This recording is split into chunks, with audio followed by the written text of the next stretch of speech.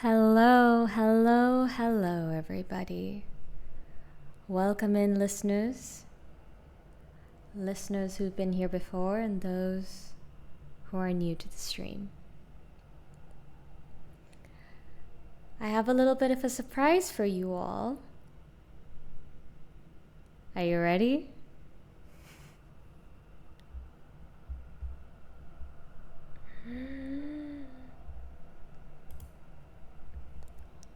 Ta-da! Oh, what's this? It's a new face? A new identity, perhaps? That's right. That's right. Rena has gotten a redo. There we go. Hello, Abby. Hello, everyone who's listening in, my lovely lurkers. Welcome. Yes, so if y'all didn't know from before, I used to look completely different as of yesterday, and today, I'm no longer the Empress of the Soul Kingdom. I am now just a mere storyteller. I am storyteller Rena, and yeah, I've been wanting to do a bit of a refresh with my design and with my backstory and everything, and I somehow this one just clicked, and I'm gonna be rebranding all of my socials and, well, my VTubing and my Twitter socials at least, to this character or to this sort of art, and I'm so happy with her. I think this is the first time I feel properly bonded to this look. I think this suits me a lot more. Tell me what you think if you'd like. I'm more than happy to know what your thoughts are. Yeah, I kind of already was using this as an avatar on my socials, but it wasn't unusual on Twitter or on Discord, since it's like it's a thing that I do commonly with this one profile picture, and I just make different versions of it throughout the months or years and whatnot. But this is the first time I've actually redrawn one of those avatars into, well, her own character. And I think this version of Rena, it speaks to me. Well, I promised yesterday that we would be continuing A Light in the Dark, and I don't want to keep you waiting, Abby, and for anyone and everyone who wanted to catch. Oh, how do I pronounce the name? My name? Rena. Rena. Rena.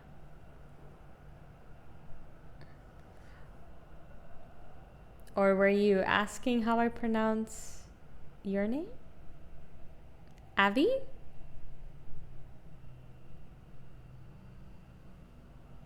I'm a little confused. Oh, Aphrodita. Yes, okay. So, yeah, it's pronounced Aphrodita. And Aphrodita, it pertains to my YouTube channel that has my face on it, and it's a play on words, the word Aphrodite, the name Aphrodite, and actually my real name. It's very close to my actual... You may not believe this, but it is actually close to my real life name. So I just stuck with Aphrodita because it's cute and I liked it. And I like the idea of of being this being of love and beauty. Yeah. And I just felt like the look clicked with this name, Aphrodita. So I think that also heavily influenced my new avatar and look. So yeah. That's our surprise. It's a little bit of a surprise, but a surprise nonetheless. It's little right now, but it'll become a much bigger surprise in the future, and I plan to, in the very far future, get this look, this model rigged, and then finally be a proper VTuber and actually move around. So until that day comes, let's play some games, shall we? Let's continue with A Light in the Dark. Oh, also, wait. Sorry about this, but before we continue, do you like my BGM? It's, well, not this one, but the one from earlier during the what's it called? The waiting room. Yeah, the waiting room. The BGM, I actually bought it from the shop of Tofi May. She is an incredible composer, singer-songwriter, and one day, once again, I would love to commission her to compose some custom BGM and maybe even alerts. That would be such an honor, honestly. I'm like such a huge fan of her.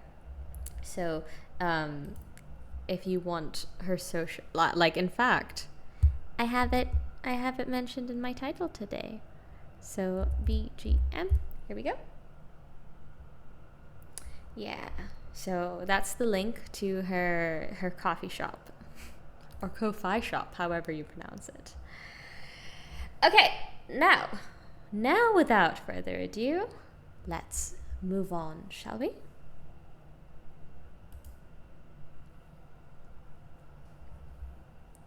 Got my tea, just in case my voice hurts.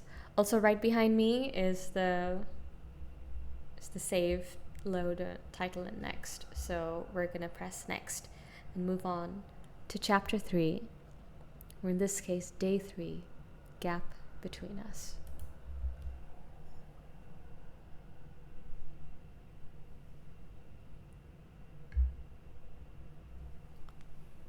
So cold. I opened my eyes in a daze.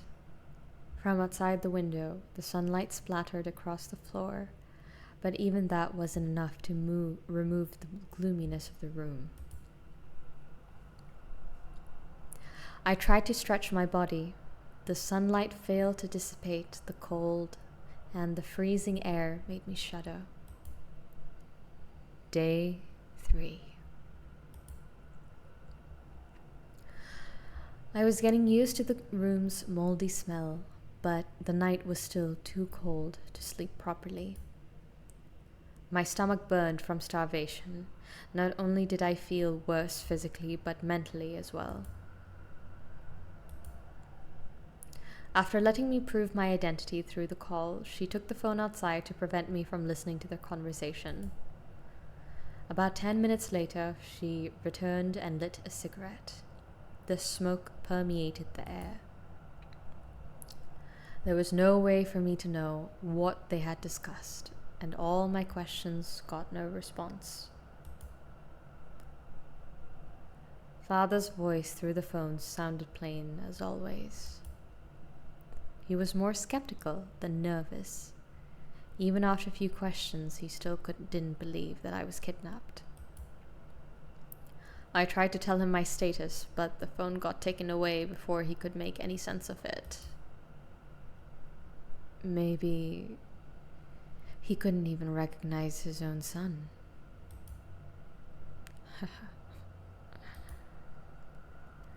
I laughed, ironically, despite my chest being burdened by unease. So what now? Facing the gray ceiling, I tried to figure something out. Try to communicate. I mustn't give up. Rather than taking the risk to escape, I should try to convince them. After hanging out with them during the past few days, I had learned that they weren't that difficult to communicate with. I just hoped it wasn't an illusion.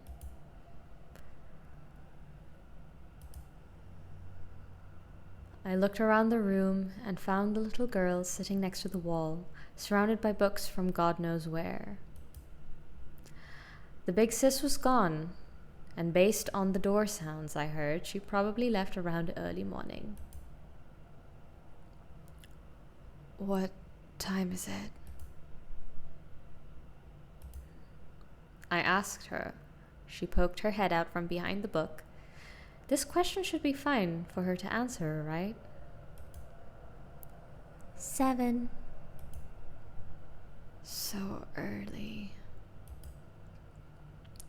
I never expected time to pass slowly, especially when I used to be able to sleep until noon and just skipped breakfast. I was so bored that I even felt bewildered by the situation. They say time connects with emotion. Time under happiness flies, while time under pain lasts forever. There was this sci-fi novel that I read before. I couldn't recall most of the details, but one specific part left quite an impression. It was a nation with a special punishment. They paralyzed criminal bodies, but kept their consciousness intact. Then the criminals were left in the cell. All they could do was think. Think through eternity, without connection with the outside world. With life support, they could still breathe, but only breathe. My God, that is a horrible form of torture. That's a freaking nightmare. I finally understood what the intriguing concept would feel like after experiencing it myself. When you couldn't move your limbs, pain and hunger stood out like a sore thumb. All my attempts to break free failed, and the knot was still tight as ever. Who knew rope could be this durable? There was counterfeit butter and pudding in the market, yet the rope was still this sturdy. The government really should award this sort of top-notch manufacturing. Wow. Wait, I can do better than this. I want to reread this. There was counterfeit. There was counterfeit butter and pudding in the market, yet the rope was still this sturdy. The government really should award this sort of top-notch manufacturing. I give up. My train of thought only led to another headache. Along with my sore throat, could it be that I caught a cold? Should I reserve my energy to talk, or try to talk to her? Let's rest. I forced myself to close my eyes in order to rest and replenish my energy. Okay, that's good. Our stamina is better now. Anything to eat? I tried to chat with her on different subjects, hoping to figure out some intel. She rustled around and took out half a steamed bun, then placed it next to me quietly. Crackers first, now steamed buns. They were all cheap foods, with long shelf life, yet lacked in appetizing value. The outside was dry, like an air-dried tangerine skin. It was quite hard to chew, and I could barely taste anything in my mouth. I swallowed it down with water and started to miss the American brunch from a few days ago. The craving made me sigh in despair. Oh, you and your bougie American brunch. Hi. Is it that bad? Yeah, It would be much better. Wait, yeah. It would be much better if there was a fried egg with pepper. Huh. She stared at me, surprised, and only opened her mouth with a little while later. You know how to cook? Sort of. Just simple stuff. I always had some ingredients ready since I lived alone. If I was lazy, I just cooked some instant noodles plus a fried egg and called it a meal. Most of the time, I just put everything from the fridge into the crock pot. I didn't really care as long as they were cooked and filling. I kind of do that sometimes, but minus the crock pot. What, is it strange? Seeing her hesitation, I asked. Mm-mm. I thought you'd have someone cooking for you and bringing meals to your room every day. Like a butler? You've watched way too many soap operas. I didn't stay in a hotel with that kind of service or anything. My breakfast is usually just a sandwich, bread, or onigiri from the breakfast shop, like regular folks. Oh. Realizing how mundane my breakfast was, she responded disappointedly. Rhea Rainbow, hello! Hi, I am doing well. Thank you so much, my dear, lovely Rhea. Welcome back. Is it Rhea or Rhea? I do tend to mix them up because I know a Rhea in my life, and that's how it's pronounced, but I know that people pronounce it as Rhea as well. It has been so long. Welcome, welcome. It's wonderful to have you here. Rhea. Okay, got it. How have you been? How has life been treating you? And like, how is streaming? How is life? If you're coming from a stream, I hope you took a break. I hope you got something to eat or something to drink, and just like make yourself comfortable. And yeah, we're playing quite a dark game in terms of themes. It's a little depressing. It's very realistic, but it's got soul, it's got heart. Oh, I'm so sorry to hear that, Rhea. I hope things pick up and get better. And it's good to see that you're keeping a positive attitude in the face of not so great times. I'm proud of you for that. You've made it this far. Keep going. I'm rooting for you. And Abby, yes, give the girl a fried egg. Poor thing. She deserves a fried egg. She deserves to know the deliciousness of a yummy fried egg on top of rice or the ramen mentioned earlier. Oh, my mouth is watering even though I've already had dinner. I made myself a nice vegetable stir fry with rice. And the rice was just cooked in some simple soy sauce. To be honest, I could have a little bit more, but I think that'll wait. That can wait for a little later. But yeah. Ooh, you should have it. You should try it. Try the egg on ramen, like a sunny side up. So if you have a smaller pan, just make sure, like put 1 tablespoon or 1 teaspoon of oil, any oil of your choice. Heat it up, and to check if the oil is hot enough.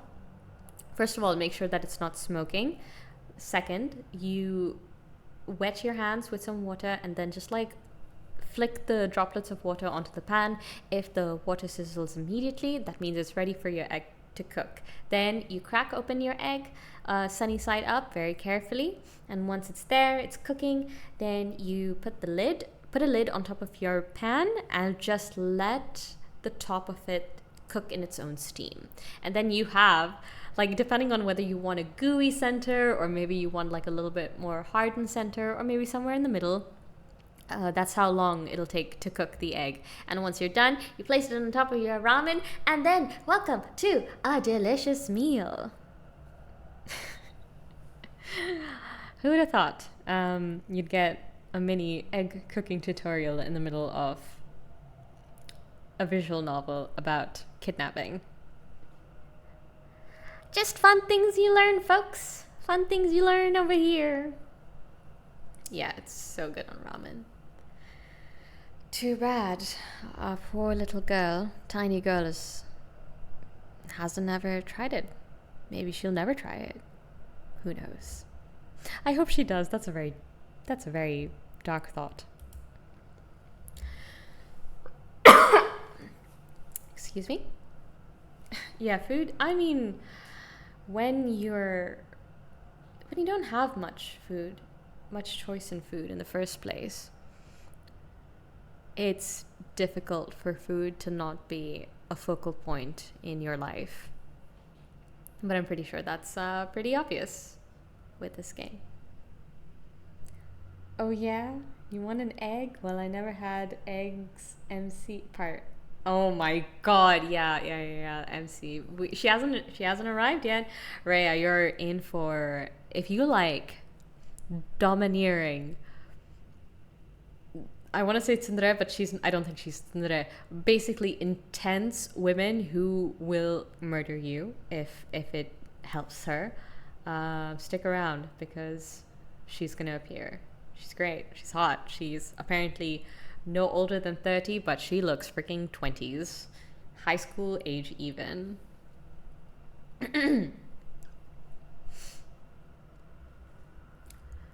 Did she think of me as some playboy millionaire from a movie I need to drink something. Your alter ego is that? Oh, Rhea, you're in for a good time.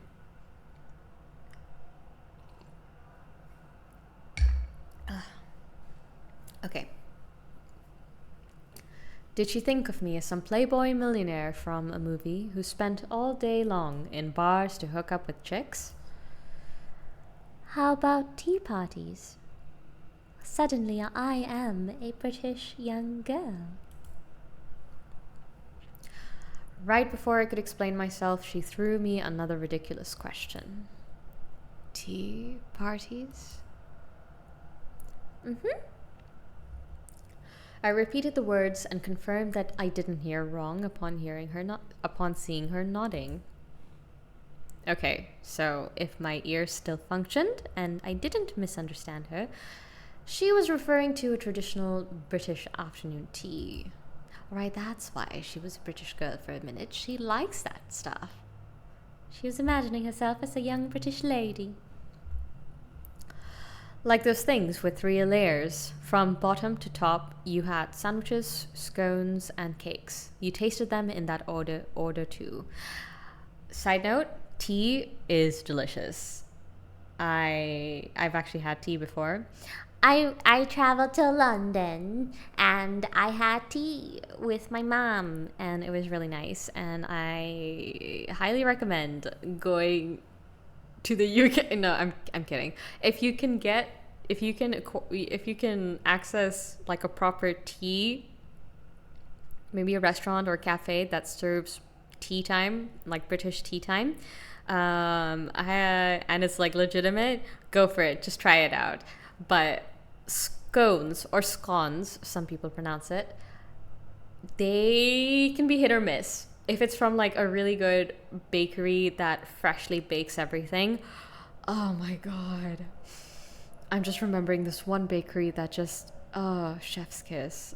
My mouth is watering again. Oh no.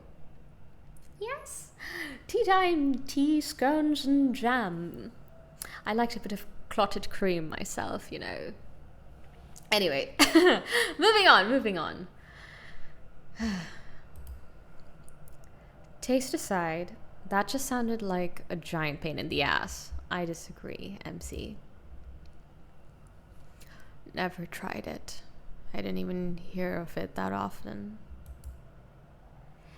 In a magazine, they said rich people invited friends over with lots of tea and food. Right. I know what tea party means. So, no tea party for you?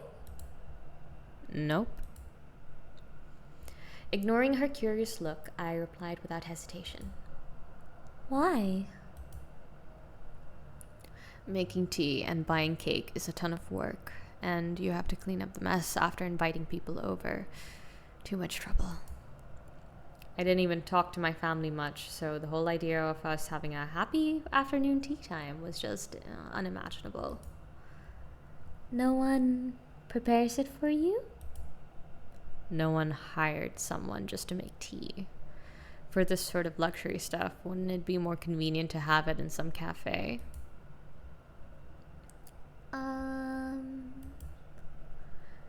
She quietly lowered her head as though pondering my words. Do you, by any chance, think my house is some fancy mansion with many servants, and all I need to do is ring a bell?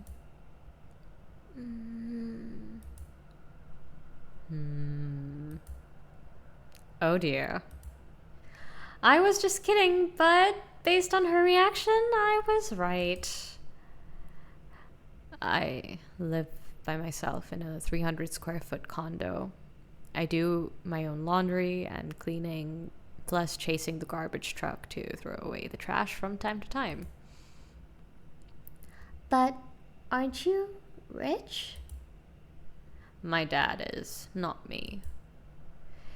It might make no difference for them, but I corrected her nonetheless. Also, being rich and being wasteful are two different things. One should do it by oneself if possible. Why?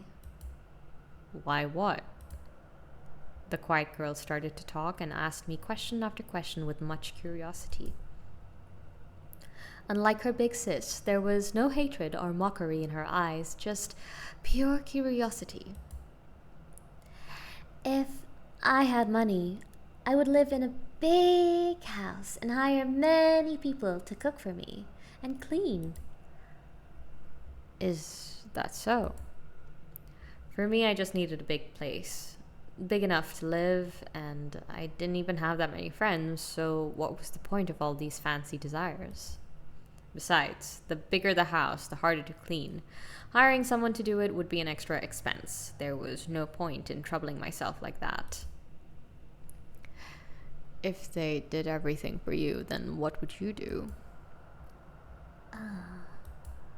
She stumbled slightly upon my question. Clearly, it had never crossed her mind before. Just rest. Rest forever? If you have everything done for you, you will become nothing but a useless waste of space. Oh my god, that is so true. That is so true, and it's demoralizing. Does not feel good, feels awful. And you just waste away in a corner. And that's why so many rich people, they just like, why do you think there's so many messed up uber rich people out there? They have everything taken care of for them. They literally have to do nothing but socialize and have fun. But anything that was once upon a time fun is no longer fun when you have all the time in the world to do it. You run out of things to do. So that's why they do some crazy messed up shit. All I'm saying is we should ban them from having too many servants. Just like maybe one maid and one butler, that's it. Or one cook even, that's it. That's all you get. You get those 3 helpers. And the rest, you gotta do it. Gotta do it yourself. And trust me, there will be things for you to do. Actually, no. Choose one from the 3. You can either have a maid, you can either have a butler, or you can either have a cook. You have to choose only one from those 3, and that is it. And the rest you have to do. That is now a rule in the Empire of Rena. Anyone who has over $1 million, that rule is now applied to you.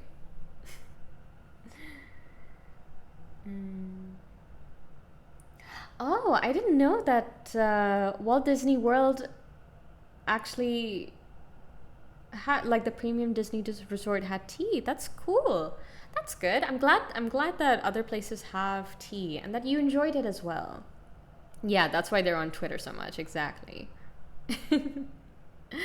Expensive taste, but extremely poor. Oh, Rhea. Oh, Rhea. Yeah, I'm in the same boat of having expensive tastes. And there's no way that I can afford my expensive taste either. Oh, God. I hope you are doing well, though, genuinely. One day we shall be rich, and we shall be able to indulge in these expensive tastes. Oh, that's unfortunate to hear. That's oh, that sucks. I hope there's another place that pops up. Wait, just a minute.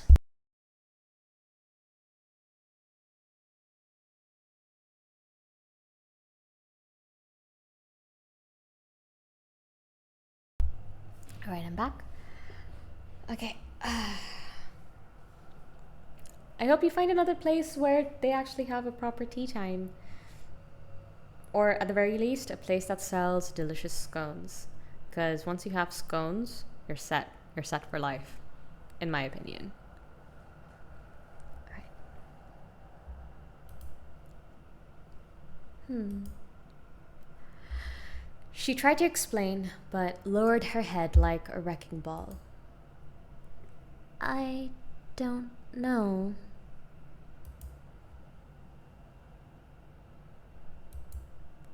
Suddenly, I understood the source of all these deep rooted enmities false imagination.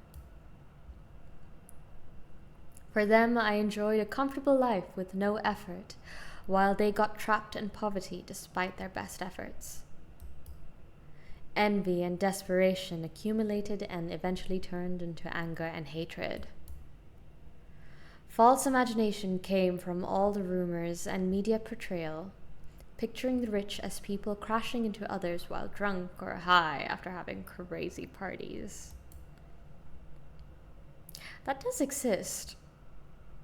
It's just not every rich person does that. At the end of the day, the media just wanted provocative news. A fancy car killing someone was always more marketable than a cheap ass one causing it. Integrity has nothing to do with wealth. There is no lack of rich people leading a rather simple life. You just never see them in the news. They do whatever they can to produce things people want to see. Has the music changed? Ah, yes, there are those strings. There's new strings added to the to this music. It's a little it's a little off-putting. I don't hate it. I don't dislike it. But it really caught me off guard. Public media code of integrity? That doesn't mean jack shit to the audience-driven era. What about the truth? Neither the journalists nor the audience care. We see what we want to see. It's been like that for a while now. Despite knowing this full well, we still chose not to resist it.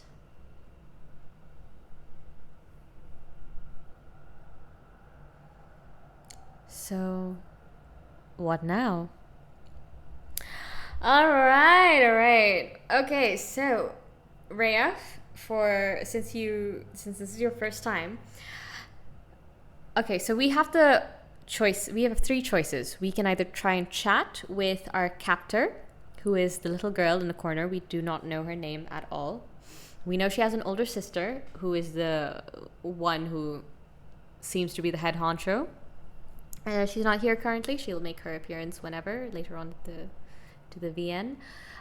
We can observe, which is just looking around, gathering as much information as we can of our surroundings. Admittedly, we haven't done much of that. We have looked at the clock, this calendar, and this lovely little Ribby Rabby poster of very cute bunny girls. The clock is broken and the calendar has stopped, if I'm not mistaken, 30th of July 1999. And yeah, that's all we can really. I mean, there's still more we can look around. There's more of the room that we can look around. It's just not that much, and I feel like a lot of it is quite obvious too. And the third and last option is just rest, which is pretty self-explanatory. And we have a stamina bar, so to rest that stamina bar would be a good idea. But I don't want to do that. I think we should chat since we recovered our stamina a little bit in the beginning. I think we should use this opportunity to chat. But before I do that, I do want to see what we can do with observe. Got the tattered sofa, this coat of mine. I don't know.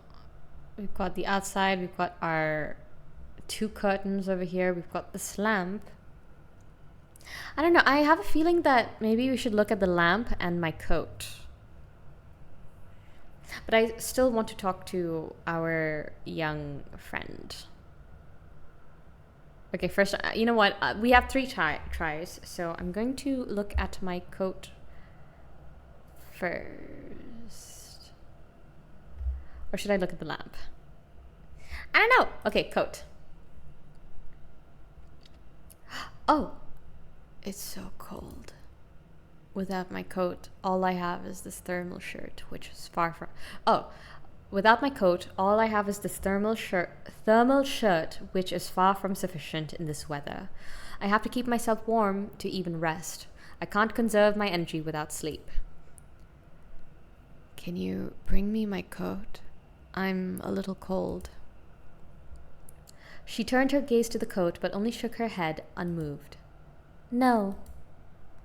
I just want to keep warm. It would be troublesome for you if I got sick, right? She hesitated, but handed me the blanket on the bed after seeing I wasn't lying. Here you go. Thank you. So, please don't run away, okay? Hearing the almost pleading tone for a split second, I didn't know how to respond. It wasn't like I had a choice. What was she thinking about? Regardless, I could finally rest nicely. Okay, hell yeah! We got our stamina up! 2 birds, 1 scone. Alright, now let us chat with her. Why me? What do you picture me as? You really believe in her. Where did your big sis go? Okay, so we should start with safe topics. And I think she's really enthusiastic about the life of a rich person. So maybe she'll start talking if we ask this. I think she will. What do you picture me as? Having no idea how much they misunderstood, I couldn't help but ask. Her answer was surprisingly simple. A rich person? Remembering all the past conversations, I sighed helplessly. I think you must have quite a misunderstanding about rich people. Rich people aren't all bad people. She looked at me silently, not really believing me. Try to judge for yourself. I don't know what news you've seen or what your big sis has told you that makes you think all rich people are bad. But what have I actually done? Do you think everything she said is true? Try to judge for yourself with your own eyes. I tried to convince her subtly. If she could understand, then perhaps I could get out of here without much risk. I don't know. She refused my glance and didn't want to hear more from me. I sighed lightly. If I couldn't change her mind right now, then I had to wait for another chance. Ah! This is frustrating. It feels like I'm not making a dent. I'm not going anywhere. Damn it. Wait, I want to observe. I want to see if I can I look at these books. Yes, I can look at these books. I want to look at them. I know I should talk to her, but I'm going to look at them instead. There is quite a variety of books, ranging from magazines, reference books, to even cookbooks. Only thing they share in common is their poor condition. A Theory of Justice, The Lucifer Effect, quite a few things I've never heard of. They might be some used books picked up from somewhere. You really like reading, don't you? Yes. She had been reading at a corner for a few days now. She had changed to another book from after finishing one and never got bored throughout the afternoon. I would lose my patience if I had to read for more than an hour or two. The book selection was pretty diverse, ranging from novels to magazines to travel guides. It didn't appear there was any real selective process. Where did you get all these books from? You borrowed them? It was unlikely for them to buy books if they had to kidnap me for money. However, there was no library barcode on them either, on top of the fact that they looked quite old. Big Sis gave them to me. She answered without raising her head and kept flipping through the magazine. Big Sis wants me to read more so people won't look down on me in the future. Right. That explanation was unexpected. I thought she would say educated people were all liars and rich people were all demons. All the talk about how damnable the rich people are, yet she still wanted to be like them. So, did your sis go to school? Only till middle school. She raised her head with a rare smile on her face. Oh, she's proud of her sister. She might not look it, but Big Sis had good grades. For real? Good grades. I tried to imagine the girl in a school uniform, and I just couldn't picture her as someone with good grades.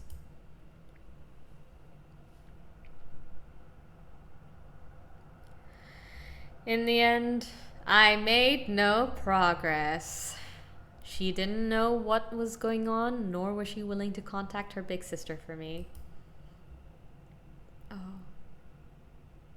And I felt horrible. My fluctuating body temperature confirmed my theory. That and the muscle soreness indicated a fever. Oh no. Shit.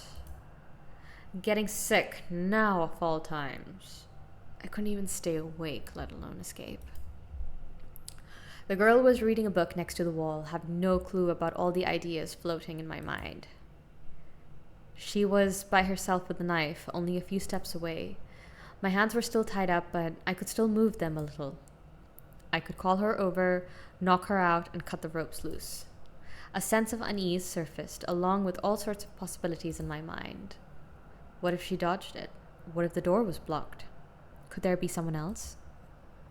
I didn't see much of a chance to succeed, nor did I have any idea where to start. I also might end up hurting her accidentally. She didn't seem to know what she was doing, nor had she actually threatened me. I should avoid violence against her unless I had no choice. I made up my mind and started to think of other options. Big Sis? Huh? What? Hearing the girl's voice, I came back to my senses and realized she was staring at me. All sorts of ridiculous ideas intertwined in my brain. I shouldn't make any rushed decisions with this messy mind. Do you hate Big Sis? Who would like their kidnapper?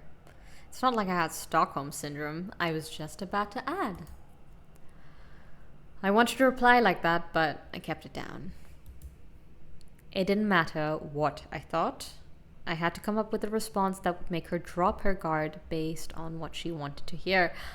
Okay, another quick time event, I presume. Saying that I like her might be too much, so I should reply with,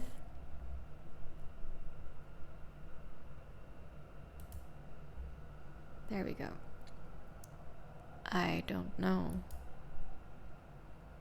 She just looked at me after my response. Silence spread across the air like a wall between us. I don't really know her, so I can't say if I like her or hate her. Oh, I see. Big Sis is not a bad person. Really. She hugged her knees as though trying to convince herself. The quiet voice seemed to lack some confidence. We just wanted to pay off the debt. We don't really want to do this. The girl's eyes under her bangs were as clear as a lake's surface, void of any deceit. She never suspected her sister of any other motive or simply using her. We're doing it. She's opening up to us. I hope. After all this, she still chose to believe in Big Sis and tried to defend her. Why? Seeing her desperation, I only felt emptiness. She worked so hard to make money, but they kept coming to her for more, even though it has nothing to do with her. She was still murmuring her explanation, yet it annoyed me with tinnitus next to my brain. Tinnitus? What is tinnitus? Is it tinnitus or tinnitus? Chat. How do you guys pronounce it? Tinnitus or tinnitus? I'm gonna go with tinnitus. Like tinnitus next to my brain. Even though she genuinely wanted to persuade me, even though her big sis might have her reasons, I felt nothing. She might not realize, but I just didn't care. I couldn't fucking care. I wanted to escape and return back to my normal life. I didn't care if this big sis was good or a bad person or had a miserable past. Why she committed this crime had nothing to do with me. Seeing her serious expression, I opened my mouth but swallowed my words eventually. Okay, tinnitus it is. I sighed lightly. I couldn't tell if I envied her naiveness or hated my cold heart. Yeah, MC, you has such a cold heart. What a Debbie Downer, this one.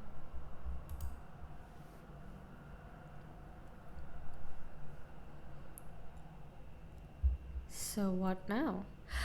Okay, yay, we have more options. Oh, and all right, so there is a notes option, so we can see everything that we've learned over here. Okay, at least I could rest nicely now. That's good. So we are now warm, and that's great. We need to look for something sharp. The only exits were the door and the window, as there really nowhere else. See, I haven't looked around very much, and because of that, I feel like we're lacking a lot of information. Hammer. Oh. The video game has turned... Okay, so I should try to converse with her. A better relationship could be beneficial. We don't have a better relationship yet. I don't know how long we're going to be stuck in this place. I don't know.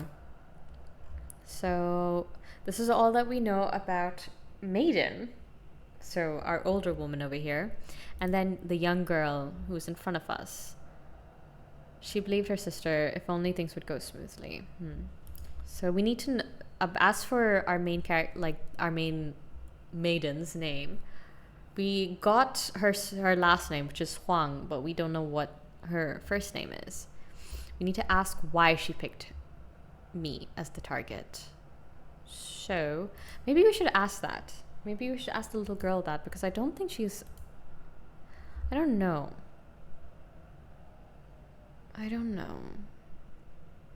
Let's see. Let's go with you really believe her.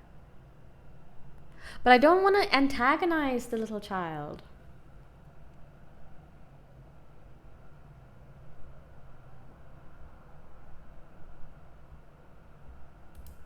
I'm gonna try it. You really believe in her? Yes, Big Sis is not a bad person. She nodded without hesitation, not realizing she was the one locking me up here. If that didn't count as a bad person, then the standard was just way too loose. She wouldn't really harm you. She'll let you go when she gets the money. Oh, really? Not the first time I heard it from her, but I still didn't know where the confidence came from. Yes, she promised me.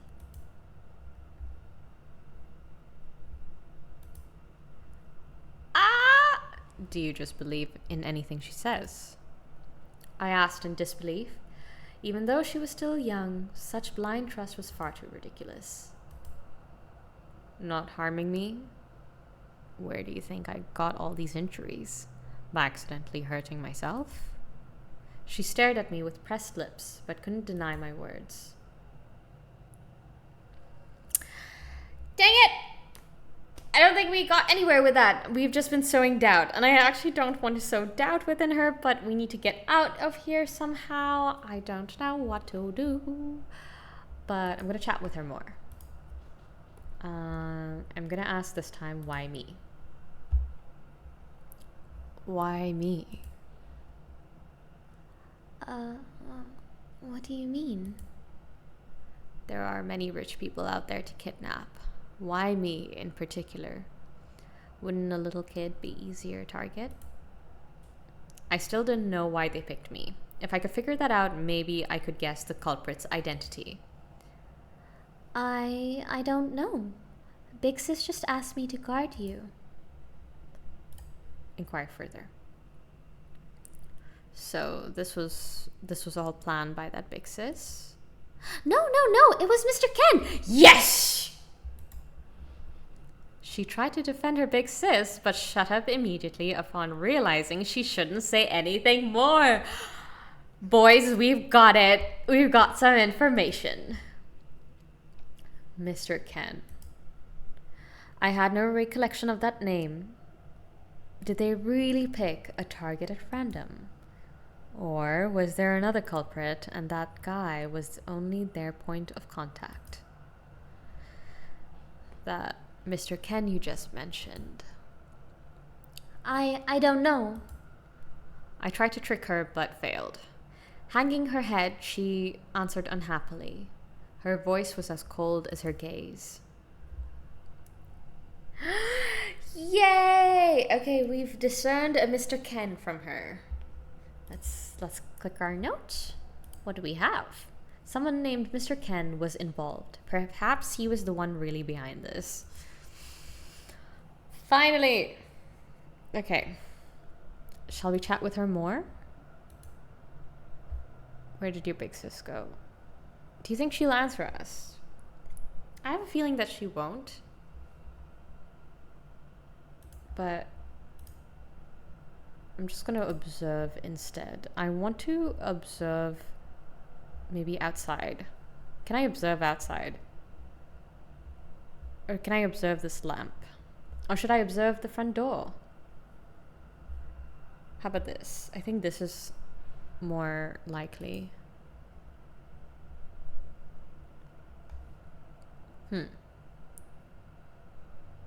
Okay, I'm gonna try. Should I do this? I think I should do this. Or no, should I ask her more things? Like, where did your sister go? Can I get any more information out of her? You know what? I'm gonna try asking her. Just to see what can we glean from this little tiny child. Where did your big sis go? I don't know. I tried to start a conversation and still made no progress. Don't you care at all? Big Sis told me to guard you and that she would be back soon. The girl calmly lowered her head as though living in her own world without one bit of anxiety or guilt as a criminal. Aren't you afraid? Afraid of what?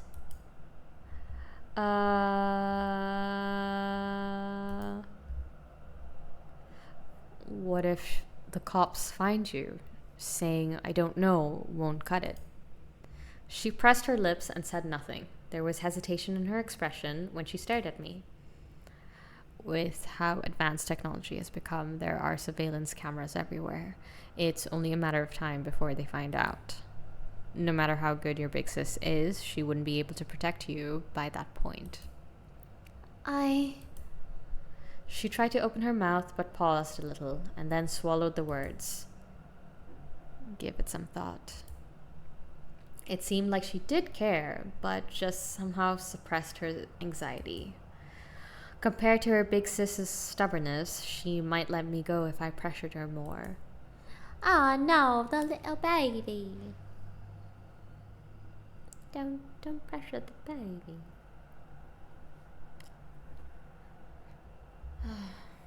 Man, we're getting sick. We're getting more and more sick. We've got a fever. My cloudy consciousness gradually cleared up. It looked like I fell asleep without noticing. The sky outside of the window was dyed crimson.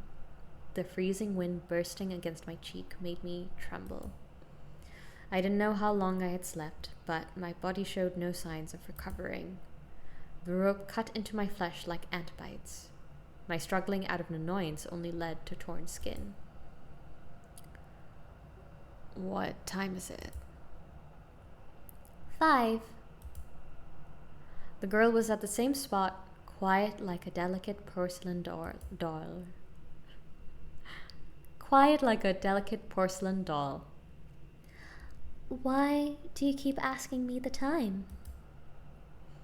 'Cause that's all you'll tell me, right? Knowing the time wouldn't change anything, but the sense of cluelessness was just unbearable. Shit, my head hurt. She was not a good conversation partner, but I tried anyway to keep myself awake. If you buy me a coffee, I can give you all the money I have. My heavy head made me say the most random of things like a drunk man. You like coffee? She raised her head and stared at me with curiosity. That big sis would have shut me up, but at least she chatted with me here and there. Nothing is more pleasant than drinking coffee in this weather. Well, except a hot bath. I don't. It's too bitter. You learn to enjoy it. Different coffee beans have different tastes. How you prepare it is also a factor. This is very true. I, for one, am a big believer in AeroPress coffee. It's really good. Filter drip isn't real coffee at all. Only pour over coffee can bring out the fragrance. Alright, dude. I've had pour over coffee and it is good, I'm not gonna lie. But filter drip isn't that bad either. In fact, it is pretty dang delicious. There is something wrong with those latte lovers. Don't hate on people. Don't hate on latte lovers. You coffee snob. I say as I am a coffee snob myself. There is something wrong with those latte lovers. The only proper coffee is black coffee. They may as well just drink milk. Yeah. I'm a black coffee drinker myself. I do like me a good dark cup of joe. And I am particular about my beans as well. Hearing all my critiques, she made a comment. You really like to talk. Do you have a better alternative? Facing my question, she started to contemplate seriously. Just sleep? She spoke timidly, as though fearing that I would scold her. Great idea. Please, let me know how to just sleep with my hands tied and my body hungry and cold.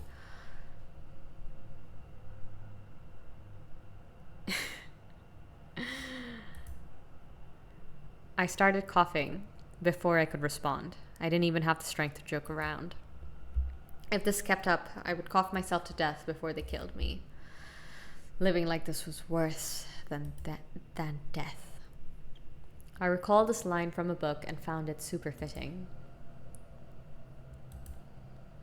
The girl stared at me for a while, then came over carefully with the knife. Don't worry, I couldn't resist you even if you were empty-handed. Ignoring my mockery, she partly squatted before me. I then felt her slightly cold touch. You have a fever.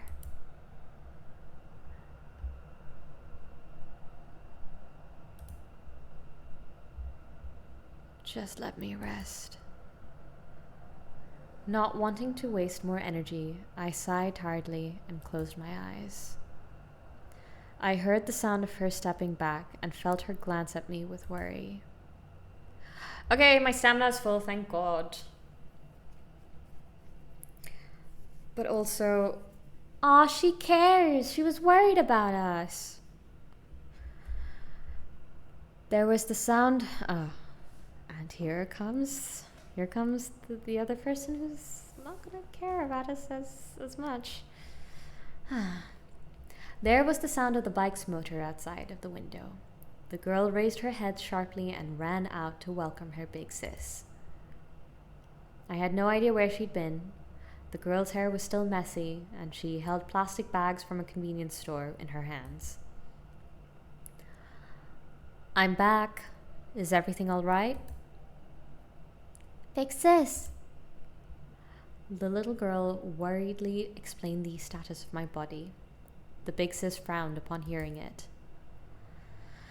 Okay, I'll take care of it. You should eat something now. After calmly patting her little sister's head and asking her to take the plastic bags, the girl coldly looked down on me. So, what's wrong with you now? Who knows? Food poisoning, maybe? Not wanting to show my weakness before her, I gathered my strength to reply. Dude, this is not the time to be prideful. Just, you want to get into her good graces, you want some of her pity or something, you let your, not guard down necessarily, but you let down that strong facade.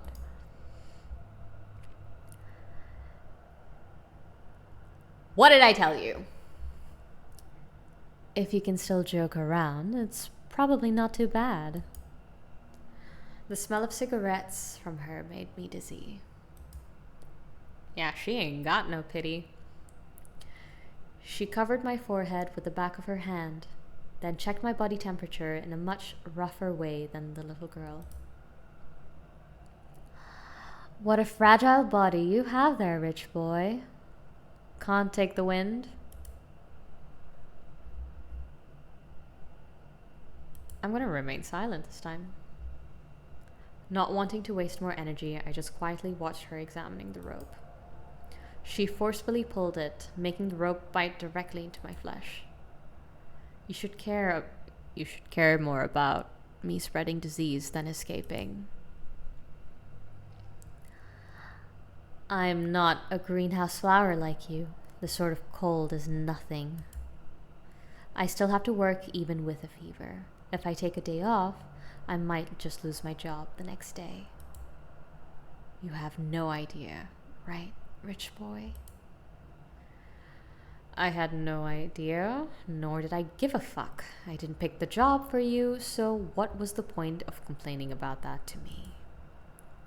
It was hard to keep your emotions under control when you felt horrible. I decided to change the subject to avoid an argument. Did my dad pay? Why would I keep you in here if he did? Do you think I like tying you up? They did make contact yesterday. They did make contact yesterday, so they should have been discussing the details of the ransom. Ignoring her provocation?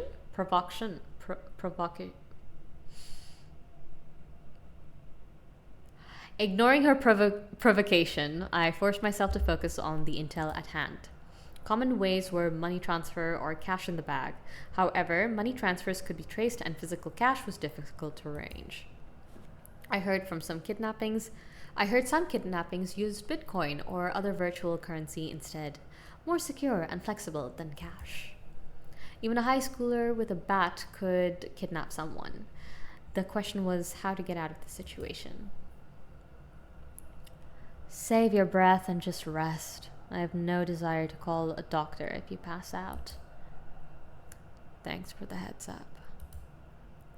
She had a point. I shouldn't find more things to torture myself with outside of just my body. I tried to lean back and let the wall take some of the weight. This was more comfortable pose than what I had in the past few days. But it only made me feel just a tiny little bit better, far from having a good rest. Sis, can I have all these? The girl took out all kinds of food from the bag. Bread, cookies, and steaming hot oden. The smell only made my headache worse. I already had dinner, so you just dig in. She replied softly, treating her in a totally different manner. Hey, it is one thing to not share your food, but all of the foods you could pick. The little girl stopped moving her chopsticks and looked at her sister with a pleading expression, as though asking her what to do. Isn't it only fair? We were eating instant ramen when you were having a feast. There is no way these sorts of cheap foods are to your taste. What the hell? Hearing her nonsensical accusation, I was too exhausted to retort. What? Say something. I've had enough. The fierce headache took away the last of my patience. Her provoking expression finally made me lose control of my emotions. Right. I'm the rich boy who lives in a giant mansion, rinses my mouth with expensive wine, and has dozens of maids and butlers. A snap of my fingers, and someone will bring me whatever I want. I smash a plate on the ground after 2 bites and then whine about what kind of crap this is. Someone drives me to the school every day. I have LV bags and Rolex watches. All my accessories from top to bottom cost millions of Taiwan dollars, and your poor ass can never even afford one of them. How's that? Is that what you have in mind? There was no thought behind those words, just my accumulated rage and frustration coming out like a flood. I was tired of this conversation. There was no middle ground. They forced their imaginative perception on me and totally ignored what they had seen. You don't know shit about me, nor do you give a fuck. From the very beginning, you've decided to hate me, just because I live a better life than you. All rich people should die. All of them are trash. They can't help themselves from running over people with their fancy cars, right? So cut the bullshit if you don't know anything! The blood all rushed to my head. I was close to passing out from the headache, but yelled at the top of my lungs anyway. The room echoed with my sound. The little girl curled up next to the wall with a scared expression as though I wasn't tied up. Are you fucking kidding me? Her eyes flashed with raging fire, and she yelled back at me with equal force. Unlike the weakness the little girl showed, the big sis stood up forcefully. Have you ever felt hungry? Ever worried where to sleep at night? Ever had someone burst open your door to collect debt? I don't even know shit about you? Then what the fuck do you know about me, huh? Do you even know what we were dealing with when you were out going to school or when you were sleeping? That's why I hate your lot. By what right By what right can you live like that? By what right can you speak like that? You don't care about us, 'cause it's none of your business. Yes, it isn't.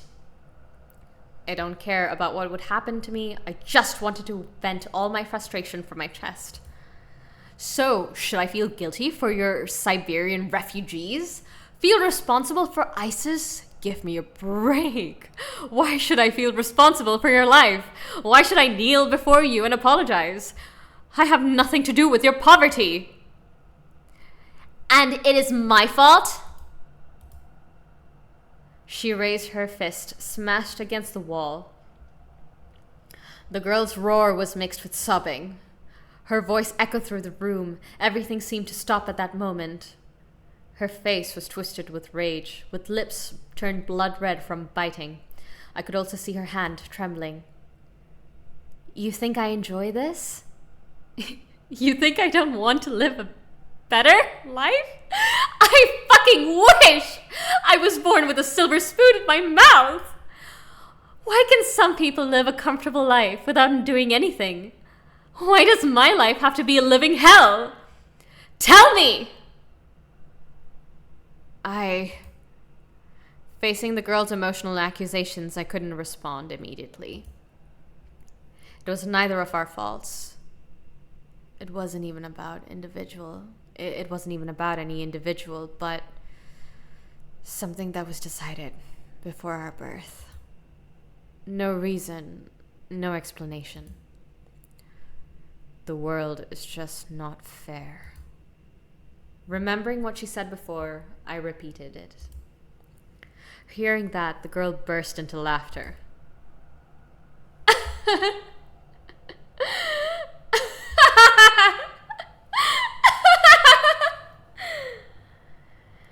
It sounded relaxed, yet mocking. A mysterious, crazy laughter. Yes, the world isn't fair. So none of us should complain about what happens in this goddamn world, right? Not able to find any words, I averted my gaze.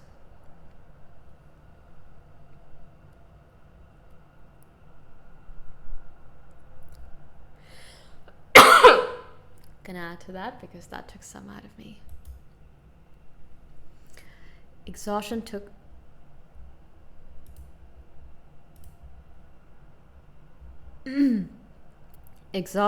over me once I calmed down. I could barely talk when I leaned against the wall weakly. Chill. Someone might call the cops if you yell this loud.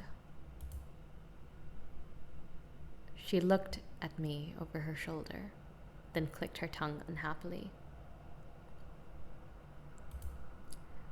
Shut up. I don't want to beat up a dying person. How nice of you. I said half jokingly, feeling much more relaxed after releasing all my pent-up thoughts. I couldn't focus my eyes anymore. Enduring my fluctuating body temperature, I powerlessly closed my eyes. There was only everlasting loneliness in the darkness. Tired. Cold. How much longer before this was over? Would I be free if I just gave up? Could I just let it all go and sleep forever? Stay awake. Don't fall into a deep sleep. It is hot.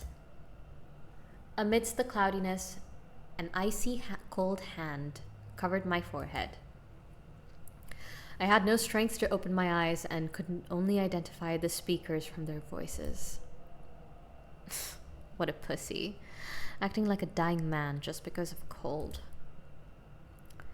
Easy for you to say.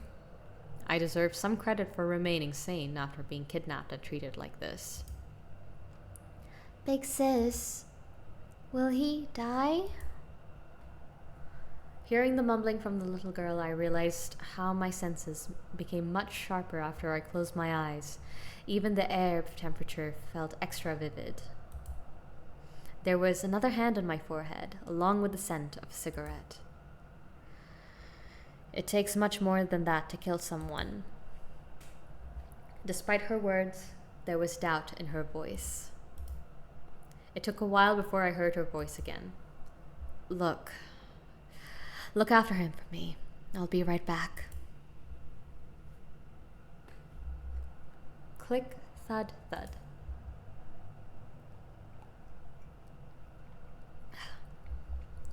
I suddenly felt a weight on my body. A soft cotton blanket held in my body heat.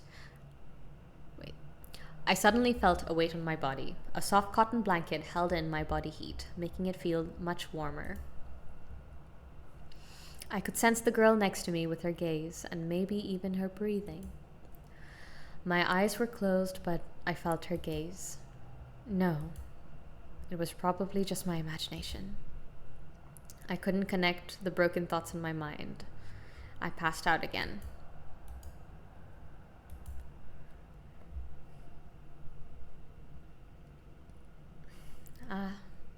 It's Mommy Dearest. Ah, you're back. Mommy needs to head out and take care of something, so have dinner without me. You can eat whatever you like. Lies. If Daddy calls, just tell him I'm in class, okay? Liar. Be a good boy, okay? The laughter of an unknown man, hurried footsteps, and the sound of an engine starting. After removing my shoes, I found myself in an empty living room. I lay down on the sofa. My mind was blank while I stared at the hanging chandelier. I realized now that this house was too big. So huge that it made me feel lonely.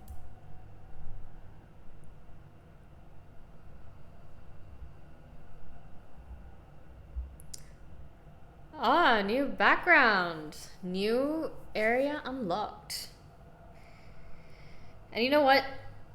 It kind of explains why he's living in such a small apartment, because 300 square feet is it is quite a small space, but when you're just one person, I think that's more than enough.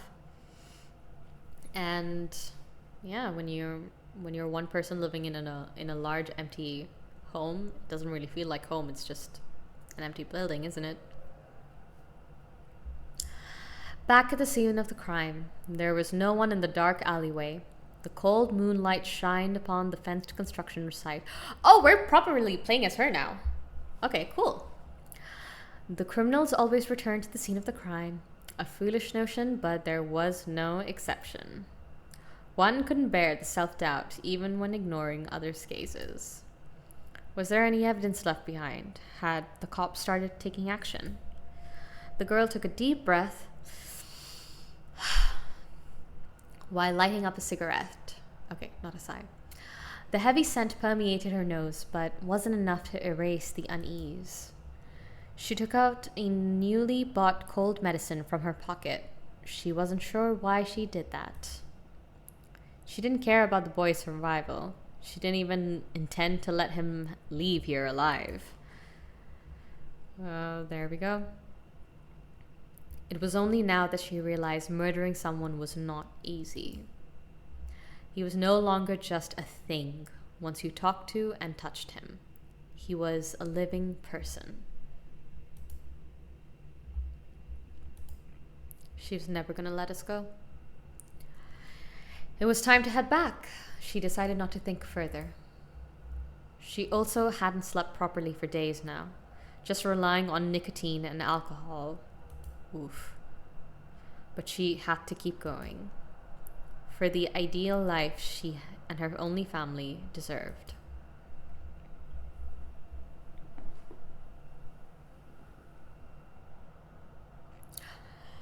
Next chapter, day 4, Mist. Oh my god. I don't know, guys. I don't know. I don't know how the story is gonna go. Okay, I need to go to the washroom really quick, and I think this will be a good time to just take a break. So I'll be right back. Everyone, go get something to eat, maybe something to drink, a bathroom break even, and then we will be right back with our game. BRP. Um, I will go to the next thing so that we have something to listen to. Oh, and we have a thing, dawn, a new morning sun. Got achievement, a steam achievement. My head hurts. All right. And with that, I'll be right back. All right, everybody, go get something to eat or drink.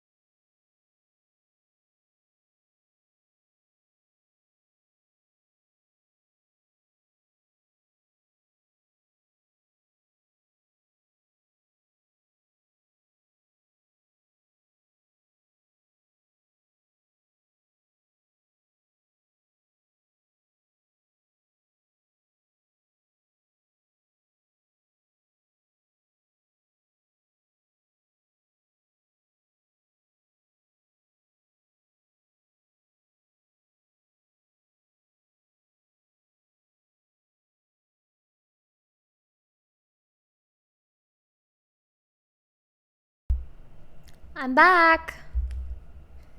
Is everyone else also here? Has everyone returned?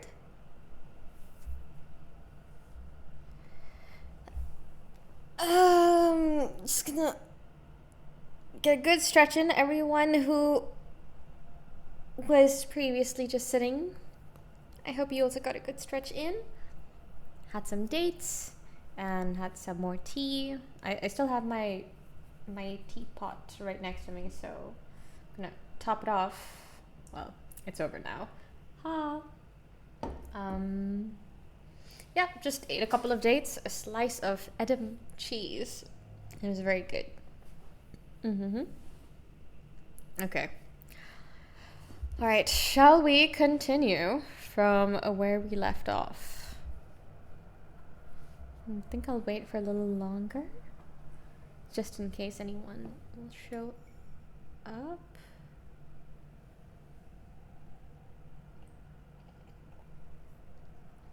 Okay. Anyways, the VODs will be up on my YouTube channel, so if there are any parts you missed, you'll be able to rewatch it over there. Through my eyelids, I felt the sharp sunlight. I opened them to see the little piece of sky from the window. I passed the long night half asleep. I couldn't recall many details about last night. Just how weak I couldn't recall many details about last night. Just how weak I was. The fluctuating temperature rendered my body powerless, and my brain made me feel nauseated, like I had a hangover. I felt there was something on my forehead, then realized it was a towel. The ice had been melted by my body heat, making the towel disgustingly wet. Remembering my foggy dream, my heavy heart dropped even further to the bottom. That was the memory of my mother, as well as the last thing I wanted to remember. Was it because of the stress?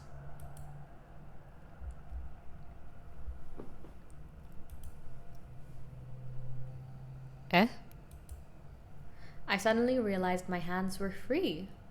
Only the deep marks on my wrists proved that I wasn't dreaming.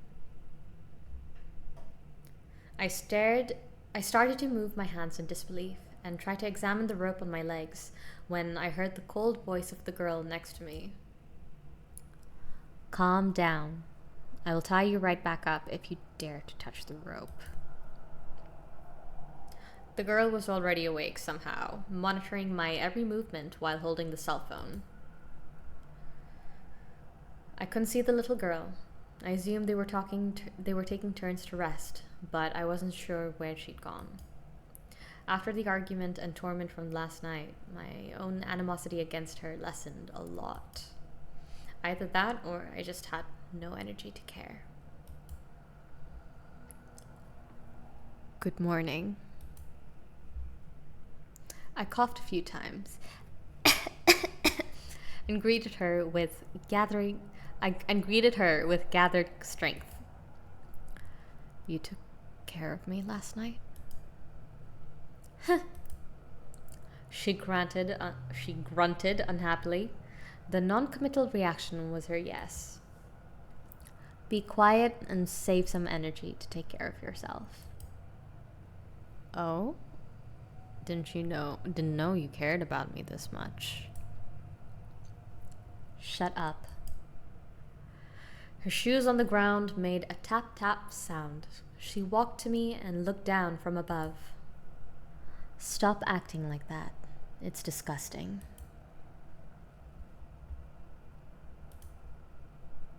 We are going to stay quiet.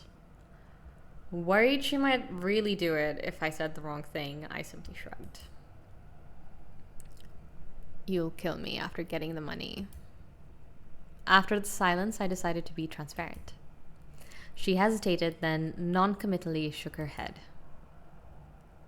Sa, who knows? Her attitude seemed to have softened from before. At least she no longer hit me at random or threatened to kill me. If they really didn't care, they wouldn't have bothered to buy medicine for me. It could be my wishful thinking, but I rather believed they had no intention to really do it. So my next step should be try to cooperate. I should cooperate and establish a better relationship with them. I might be able to persuade them after winning their trust. Anyway, thank you.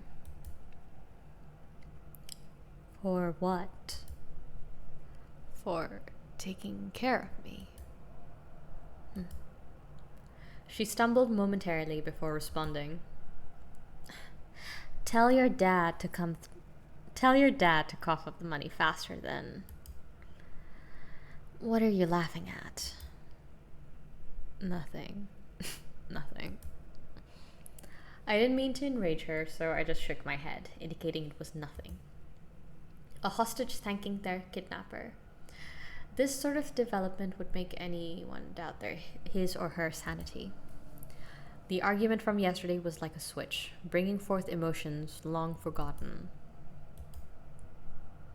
Is there anything to eat? My improving condition had led to a better appetite. I asked her for food. Here. First, a pack of cookies. Then she threw a can of something else over. I picked up the can and stared at the cola in hand, in confusion. I had no idea why this thing would be lying here. Do I drink this? Duh. What else would you do with soda? Thanks. I still had no clue, but wouldn't say no to a chance to switch things up. I opened up the cookies obediently to fill my stomach with something first, then washed them down with the soda. So sweet. Well, she wasn't, but the food is. Since all I'd had were crackers and steamed buns, the sudden assault of flavor was too much. Take the medicine afterwards. I have no time to babysit you. The medicine she spoke of was on the desk. The effect was immediate and didn't make me feel sleepy. I wondered what it was made of. The food and partial freedom allowed me to relax my mind a little. A relaxed hostage? I must be getting too comfortable with the situation. We will let you go once your dad pays. As though reading my mind, she spoke to me calmly. This was the softest tone she'd ever used, as though she was comforting me. Not able to bear that gaze, I looked out the window. The more time we spent together, the more I understood her thoughts, her anger, her contempt, and deep down, her unease. If there was a way to avoid harming anyone and end all of this peacefully... I shook my head, laughing at myself for the naivete of that thought.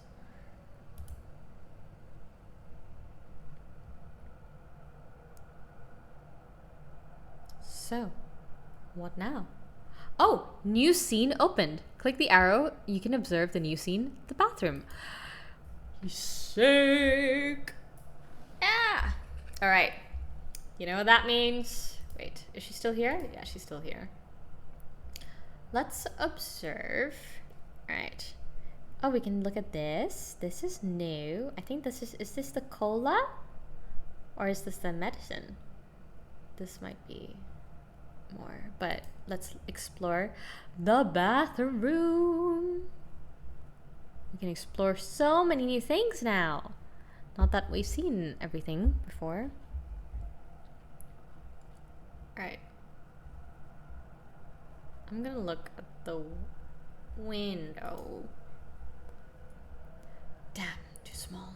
Some sunlight went through Some sunlight went through the foggy window, but it was still too small for a person to fit through. Right.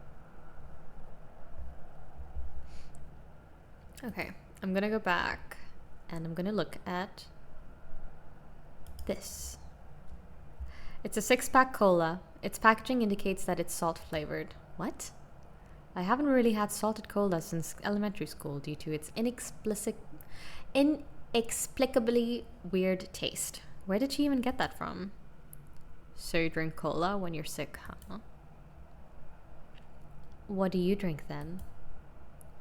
Don't you usually have sports drink? Maybe a hot ginger tea? Nanny would usually make a huge bowl of that for me to drink when I was sick. Just the smell made my scalp tingle, but now even that had become a special memory. That's what we drink in our family. Every time someone got sick, my dad would buy a whole box of it. Said it could fight the fever. The topic brought forth some memories for her. There was some inexplicable emotion as she gazed towards the window. Did it work? I did hear about drinking cola when you have a heat stroke, so in that regard, it did make sense, I guess. I know, salted cola. They haven't become best friends yet, but at best, they are friendly acquaintances who are actually talking to each other. She's sharing memories of salted cola with her dad. Who knows? It's not poison anyway, and it's not half as bad as some other sweet drinks. It doesn't matter if it works, it's just a habit. Just like some need to pray. Just like some. Oh gosh, my throat is so parched today with all the tea. Even though I'm drinking so much of tea and so much of water, my throat is so parched, my tongue is so wibbly wobbly. It's too fat for my mouth. That's a strange sentence. Just like some need to pray before a meal, or some only smoke a certain brand of cigarette. When a behavior becomes a habit, it starts to take on another meaning and leads to many memories. Looking at the side of her face, deep in thought, I realized even she had a sentimental side. So, what now? I think that unlocked an important thing. Oh yeah, notes. Let's look at our notes. So situation, there was a window in the bathroom, but it was too small to pass through. Let's see what dialogue we have with her. Do you really think you can get out of this unscathed? What's next? How much money do you actually... Oh, that's actually an interesting question. How much money does she actually owe? I don't know if she'll actually tell me, but it could be something. I think I'm gonna wait for a better time until I can ask that question. And I'm gonna look at this. Look at this. Oh, it is a wooden wardrobe closet of a certain age with a nasty moldy smell. Okay, so this was a wardrobe. This was in the entrance to the door, to the apartment or this room. The ravages of time really messed up the door, as though one kick could totally shatter it. Well, that was useless. That was a waste of an action. Seeing that I had gotten better, she walked towards me with the rope. Your hands. Do you really need to tie me up? I can't escape like this. This or this. Take your pick. She motioned to the rope in her left hand, then the knife to the right.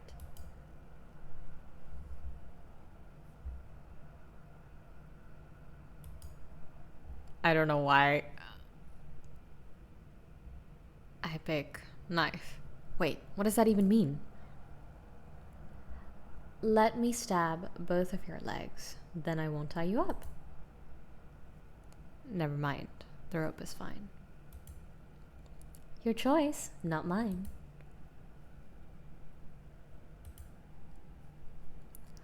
The bread she brought back for lunch was the classic scallion bread with pork floss.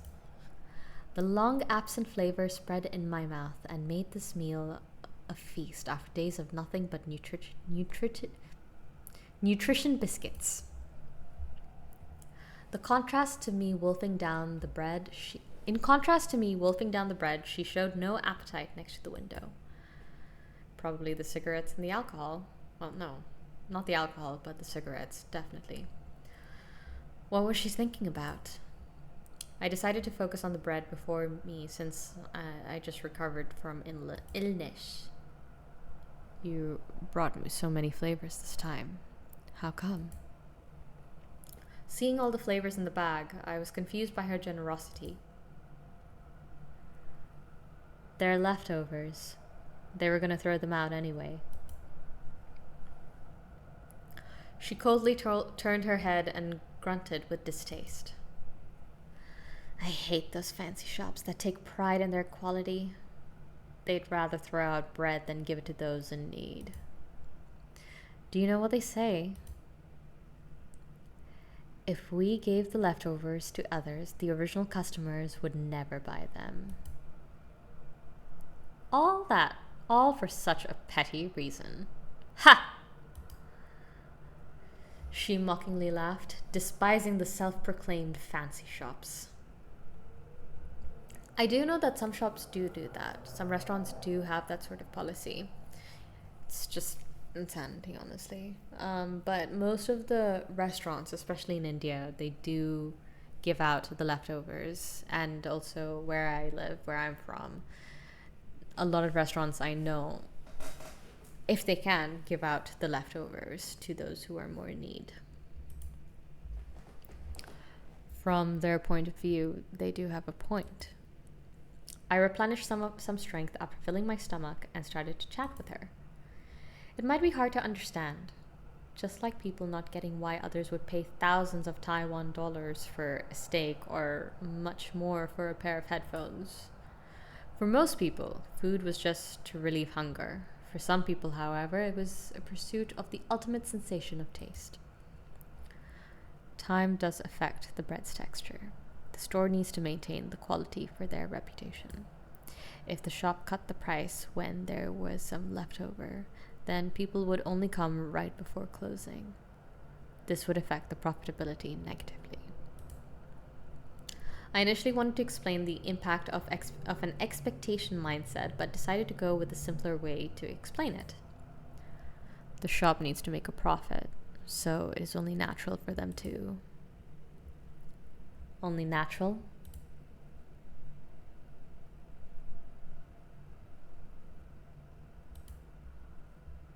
Didn't I just say? It was not a matter of throwing it away or not, but the mentality of the customers would impact profit. That's what pissed me off. What quality? What reputation? So, some brand reputation is more important than starving people? Does nothing matter besides money? That's natural to you? Her staring eyes were burning with fire, like those that had seen the worst of humanity and were overflowing with rage. Why don't you try to change that then? Oh my god. Most shops I've heard about don't care what you do with the leftovers. Cut to the sushi shop that sells 2 for 1 at the end of the day. That's good. I'm glad that it's a common practice to sell the leftovers or the things that are starting to go bad for either a much cheaper price or for free. And some restaurants I know, and there are not many that are like this, but they do give away their leftovers for free to either their employees or anyone who comes out the back. Why don't you try to change that instead of complaining to me about it?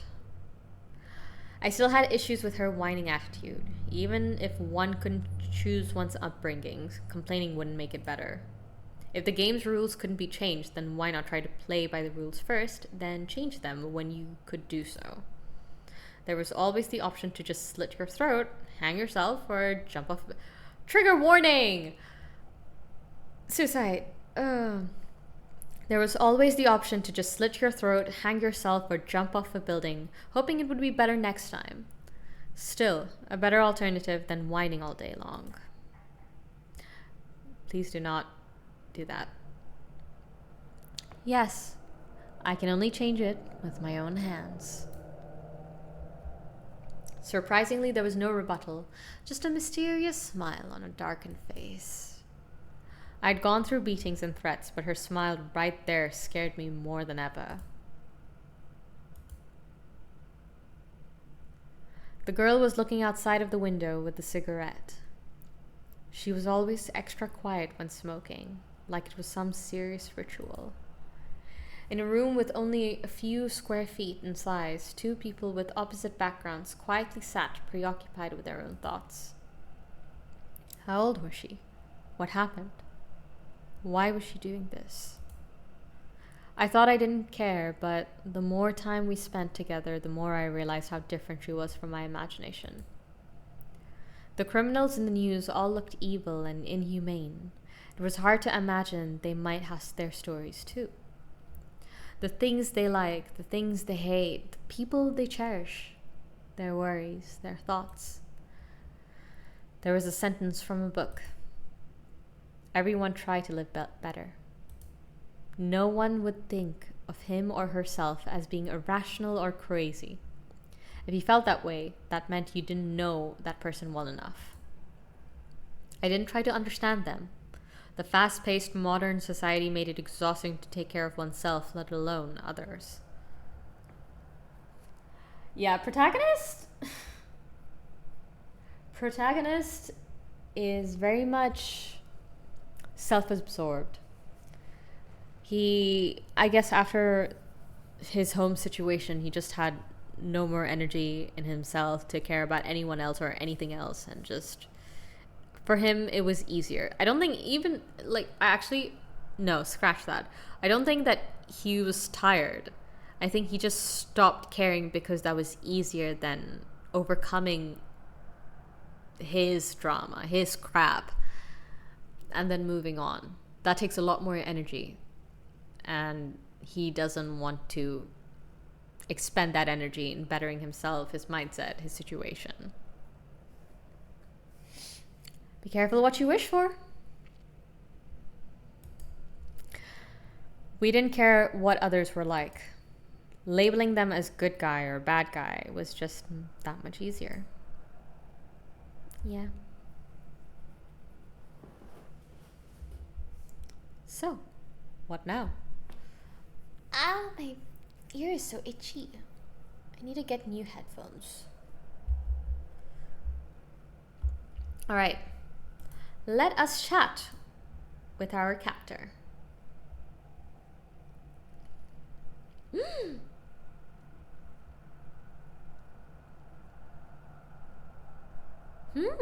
This is an interesting one.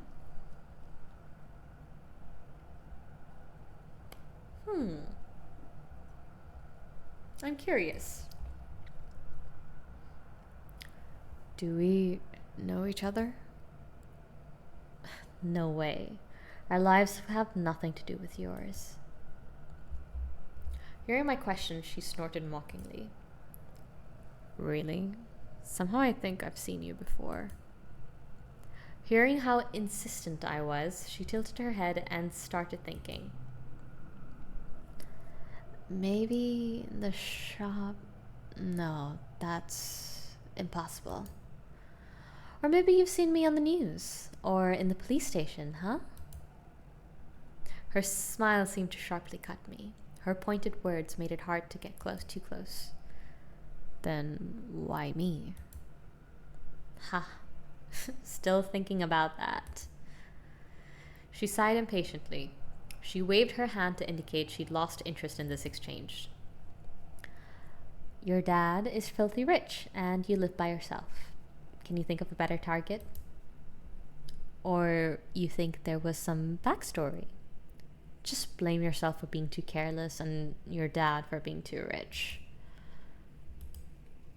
I was still uncertain if the culprit was someone I knew. The fact she knew this much about my household, was just bizarre. That question aside, didn't she just mention a shop? She had worked in a shop. What kind of shop? Curiouser and curiouser.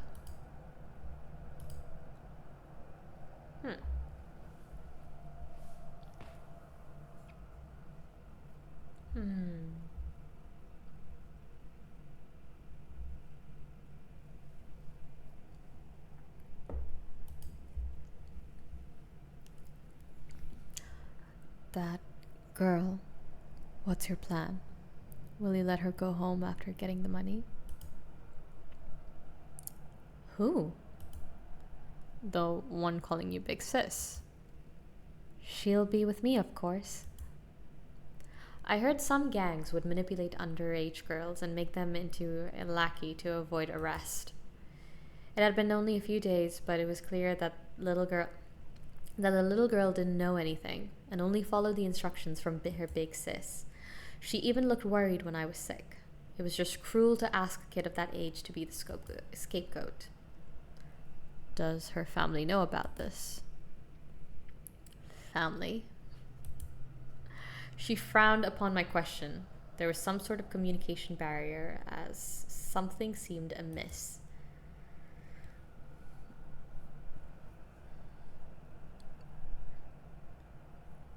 She has a family, right? Or did they abandon her? I am her family. Eh? I couldn't make sense of it at that moment and just froze there, forgetting about what she even just said. My dude, she's her sister. They have been calling each other Big Sis and Little Sis this entire time. Didn't she call me Big Sis? Wait, so you really are her sister? Like, sister? What else could it be? She impatiently crossed her arms across her chest and asked matter-of-factly, Ah, so... I thought she must be like her boss, or maybe some surrogate sister. But if that was the case, then her faith in her big sis would make sense. They are blood related after all. Nothing, just you two don't look anything alike. Is that so? Oh. She suspiciously looked at me and burst into laughter upon realization. She saw through me. You thought she was like my lackey, and I would send her to jail in my place once I get the money. She was smiling, but there was no warmth in her expression. Are you kidding me? I'll take responsibility of my own actions. Not like you people that grab all the goodies and stuff with others' shit in it. Grab all the goodies and stuff others with shit. Huh? Wait. Not like you people that grab all the goodies and stuff others with... Oh. Okay, understood. Are you kidding me? I'll take responsibility of my own actions. Not like you people that grab all the goodies and stuff others with shit. I just think your little sister is a good kid and would rather she didn't get involved. Oh? So you actually care about us? She replied absent-mindedly, as though not believing one word I said. So, what now? Bonding! Discovering the relationship between these two girls. Huzzah! Another achievement! So they're sisters. Ha ha ha. Yes, so they're really siblings. No wonder she was yes, this makes sense. Alright, let us chat. Let us use our last action point. Avi, What do you reckon we do? Should we ask her about the money or should we ask her about what's next? I'll leave it to you. This one's your choice, buddy. Uh, okay, I'll ask about the money. How much money do you actually owe? Why are you asking this? It was rare she didn't reply in mean words, just coldly. Okay. Just wondering. Just wondering. Just wondering. Does it matter? It's just a number I can't afford. Probably isn't much for folks like you, huh? She replied mockingly and lit up a cigarette. She turned her head and said no more. No! Oh, why? Why was I too complacent? I should have... Oh, no. I'm sorry, Abby. I wasted that. Finally. The girl put down the phone and loosened her tense brow along with a sigh of relief. What's up? Lucky for you, things have worked out. Your dad will pay tomorrow. For real? Duh. Why would I lie to you? She seemed to be in a rather good mood since all I got was just a look rather than a solid flying kick. Stay put and nothing will happen to you. So, you'll let me go? Who knows? Just don't have any funny ideas and wait patiently until tomorrow. She gave no promise and just shrugged with an ambiguous attitude. It went differently than I expected. According to my understanding of my father, he would have tried to buy more time to let the police track the kidnappers down. Yet instead he conceded rather easily. Did he really plan to just pay up? Knowing him, he wouldn't believe the kidnappers' claims so easily. He must have a plan.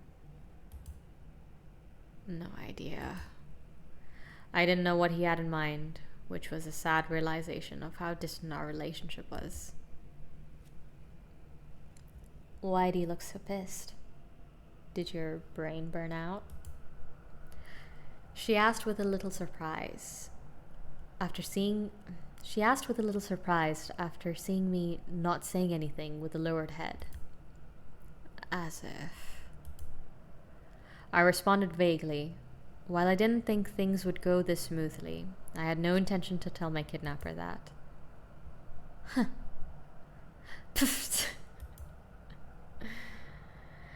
Without noticing my concerns, she mumbled before opening a can of soda next to the window. Ha. She leaned back against the wall and let out a long, tired sigh. She clearly didn't have it better than me. Outside of preventing me from escaping, she also had to worry about the police and negotiation process with my family.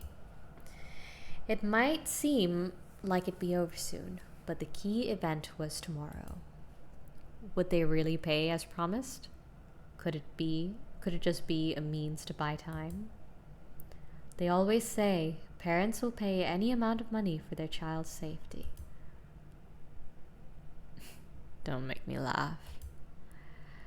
We are not a normal family. Nothing could be done with this broken excuse of a relationship. Despite telling myself not to have any hope, I still wished for them to pay up. A self-contradiction even I couldn't really explain. My head started to ache again while pondering it. I tried to rest against the wall, but all sorts of thoughts stuck in my mind. Be a good boy at home, okay? Liar.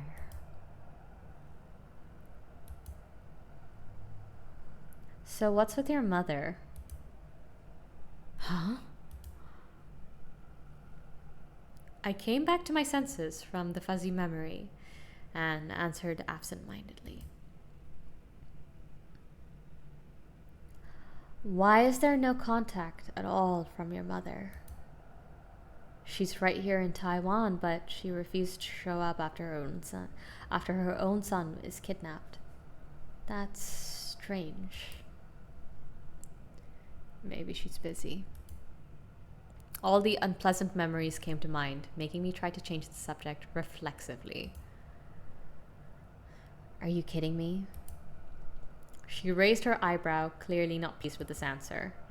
In retrospect, it wasn't really a convincing answer, but I still didn't intend to say any more than that. Why do you care about my family? Are you an arranged marriage agent? If you let me go, I can give you my number. Maybe we... I stopped right in the middle of the sentence. There was only my voice throughout the conversation.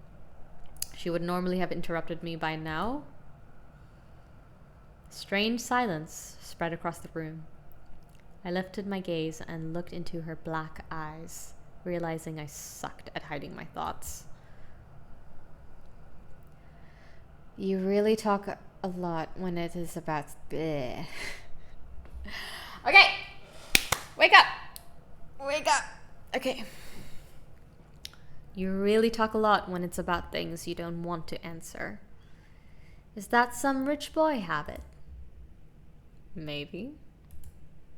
I didn't expect her to notice such details, so I acknowledged her sharp observation with a bitter smile. Didn't you figure me out already? You should know our relationship was bad.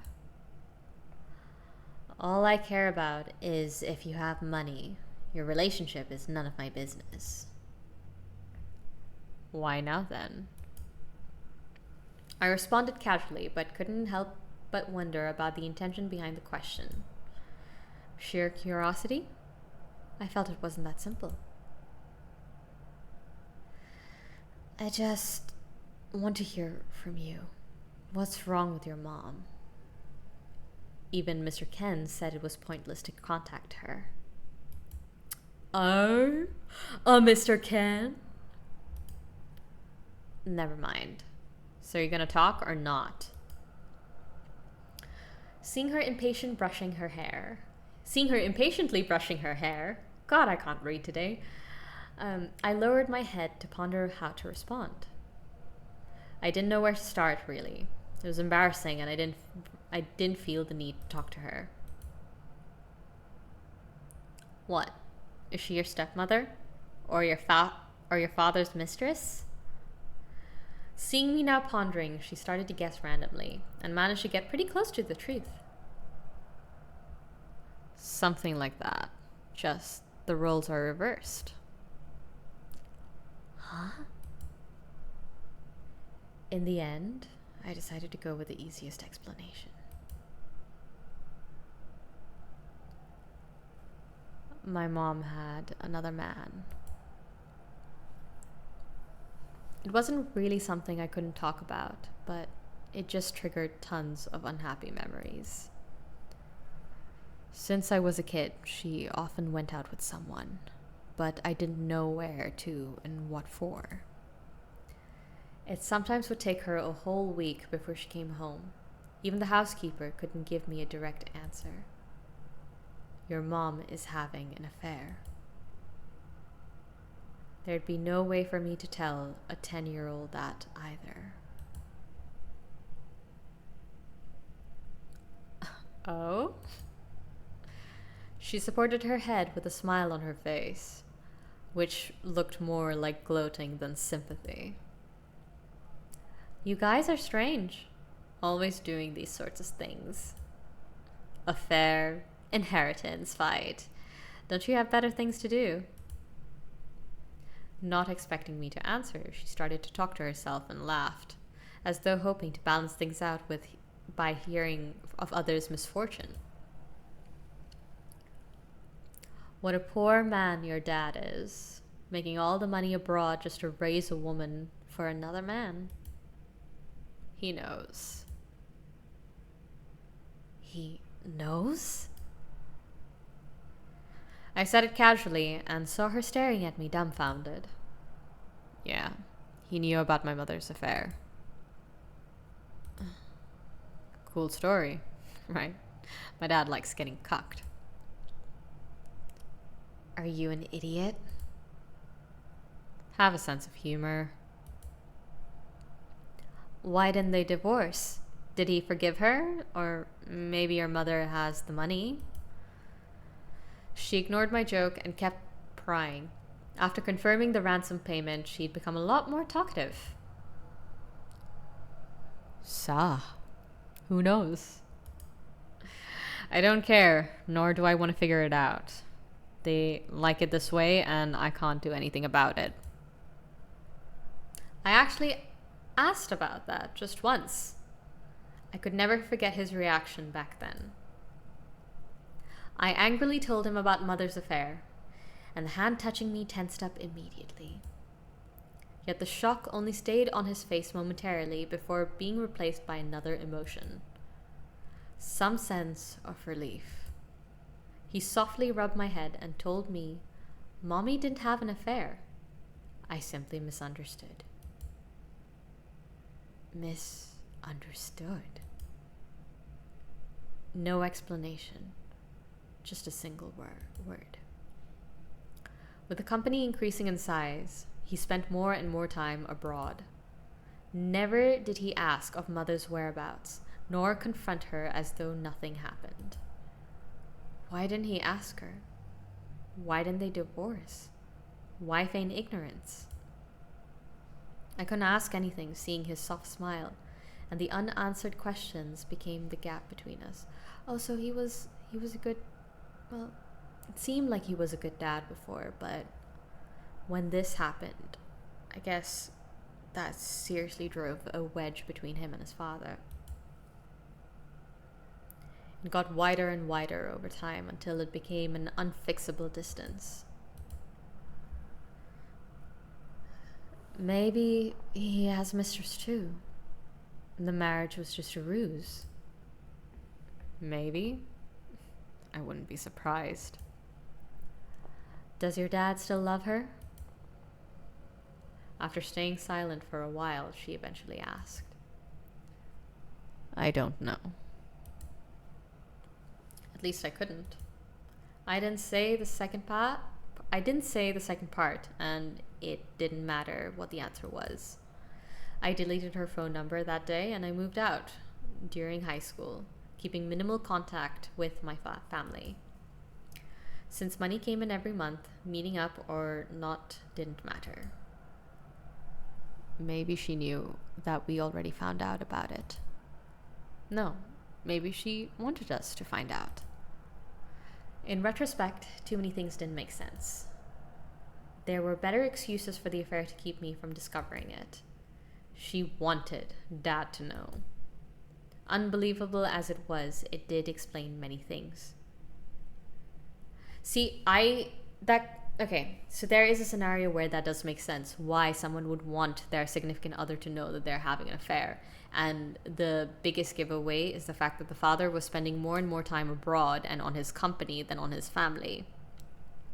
When family members, especially a spouse, is feeling neglected in a relationship,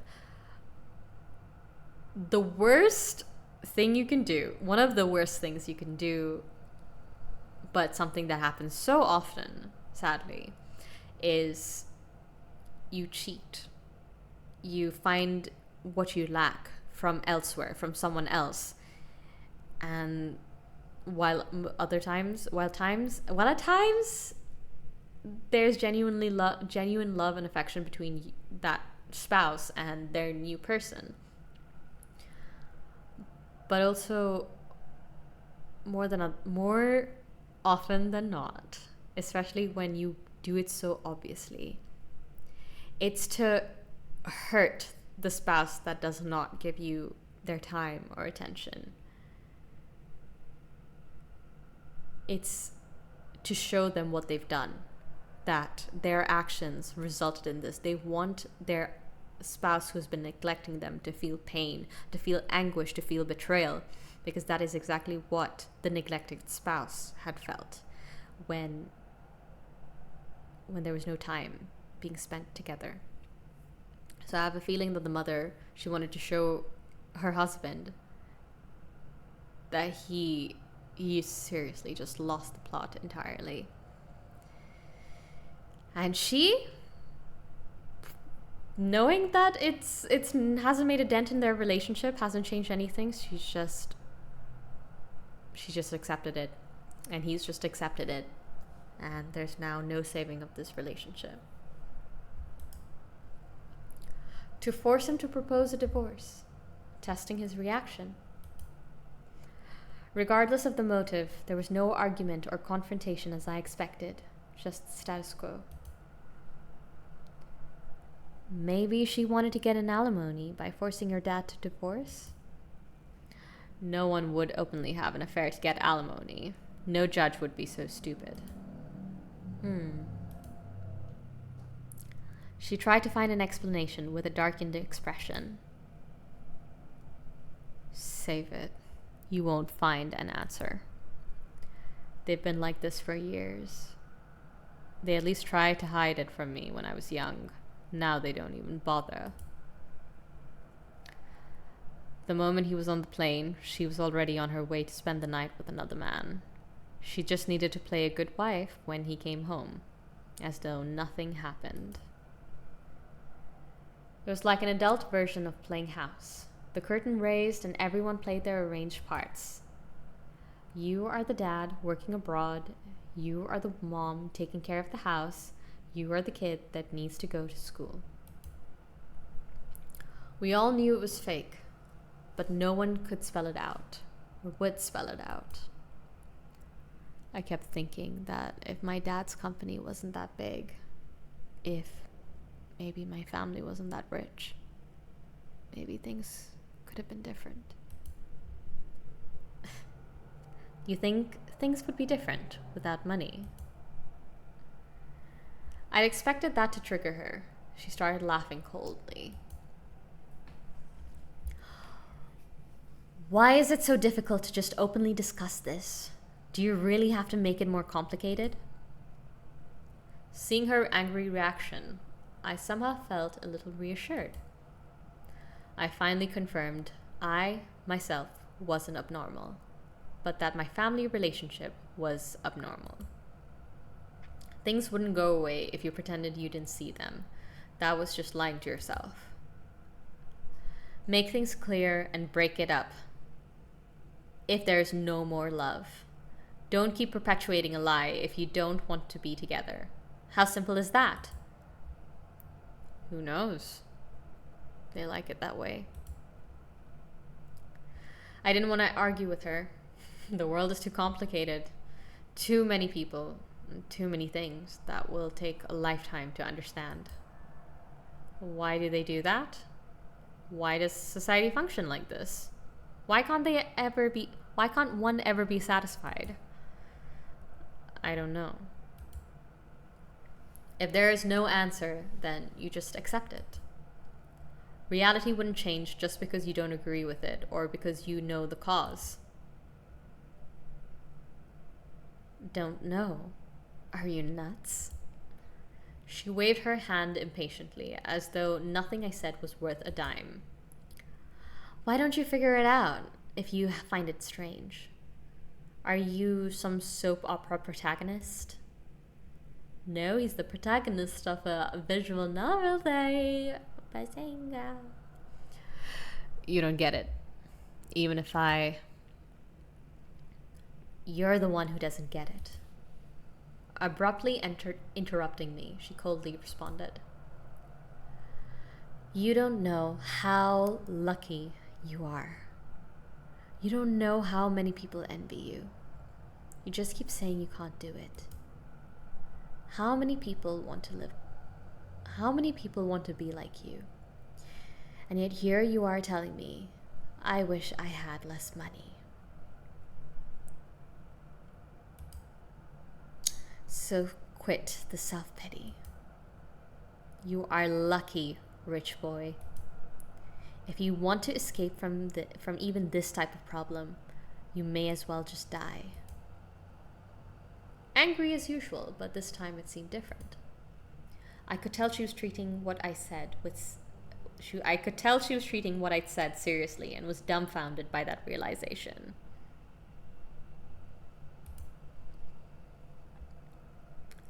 I never told anyone about my family. I realized it wouldn't matter even if I did. Is that it? How come? Poor thing. The pointless reactions were just exhausting. No one really cared when it became a random subject of chit-chat. It was like talking about disasters on social media. All the self-righteous comments were really just empty words on things that had nothing to do with you. All it did was notify others, hey, I know about this. I have a heart. It's all meaningless. If you want to escape from even this type of problem, you may as well just die. Oh no, this is her. If you want to escape from even this type of problem, you may as well just die. Upon hearing that, I realized I was escaping. Yep. Fearing that atmosphere, fearing my parents, I ran into my own world and never attempted to negotiate with them. What? Say something. Seeing me not say anything, she stared at me coldly while brushing her messy hair. No, you're right. I sighed. I actually felt much better despite my situation remaining the same. Pfft. She went silent, hoping to see if I was mocking her or being honest. She then spat and turned her head away, seemingly more awkward than mad. Doesn't matter to me what you think. I won't be seeing you after getting the money tomorrow. Good luck. She lit up a cigarette. The faint tobacco smell permeated the room along with the cool night air. If they did get the money tomorrow and everything just ended, what would be the best possible outcome? That would be the best possible outcome. I shook my head and laughed at myself. Even I couldn't believe that. Life is fated to be a tragedy. We thus live in hope of miracle. A light in the darkness, if you will. I recall that line. The air I breathed out into white smoke. The air I breathed out turned into white smoke. Through it, I saw the foggy moon outside the window. Even if just once, I hoped a miracle would happen.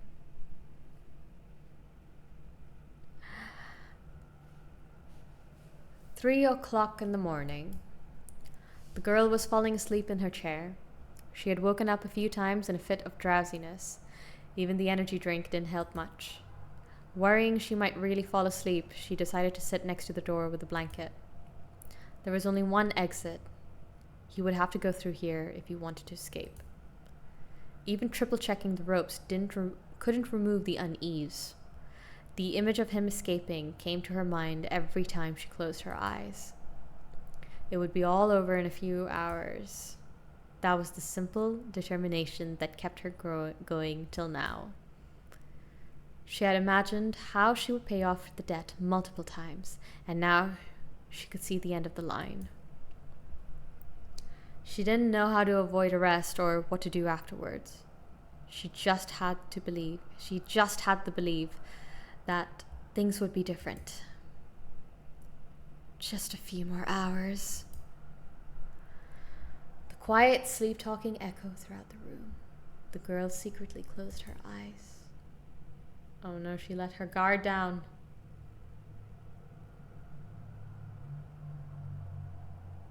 Day 5.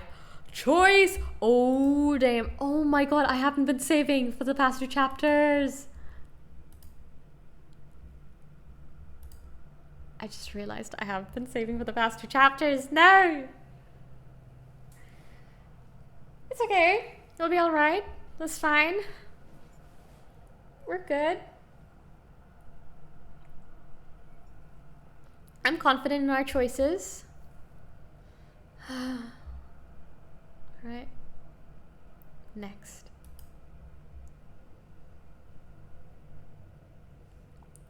Amidst the fuzziness, I had a dream. It seemed to be an afternoon after school. My mother hugged me so tight that it made my arms uncomfortable. She kept crying and apologizing, wetting my face with endless teardrops. Why was she crying? I blankly looked at my emotionally collapsed mother. Even the supposedly familiar face appeared unfamiliar in that moment. Even though she was the one who betrayed father. Even though she was the one who abandoned us. So why did she look so sad? I couldn't ask the simple question from my heart, yet a voice answered nonetheless. That's how the adult world works. That was a depressed, yet still young voice. Within the darkness, I realized that was none other but my own voice. Oh!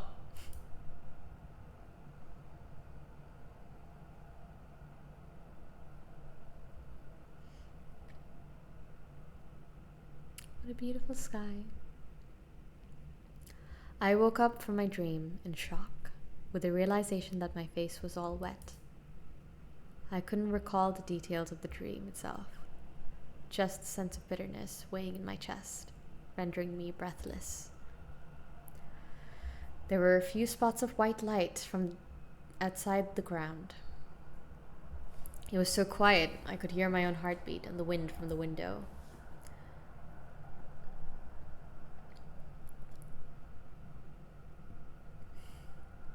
Excuse me. Just had to do a little burp. It was probably 4 or 5 a.m. I must have woken up early because I slept way too early the day before.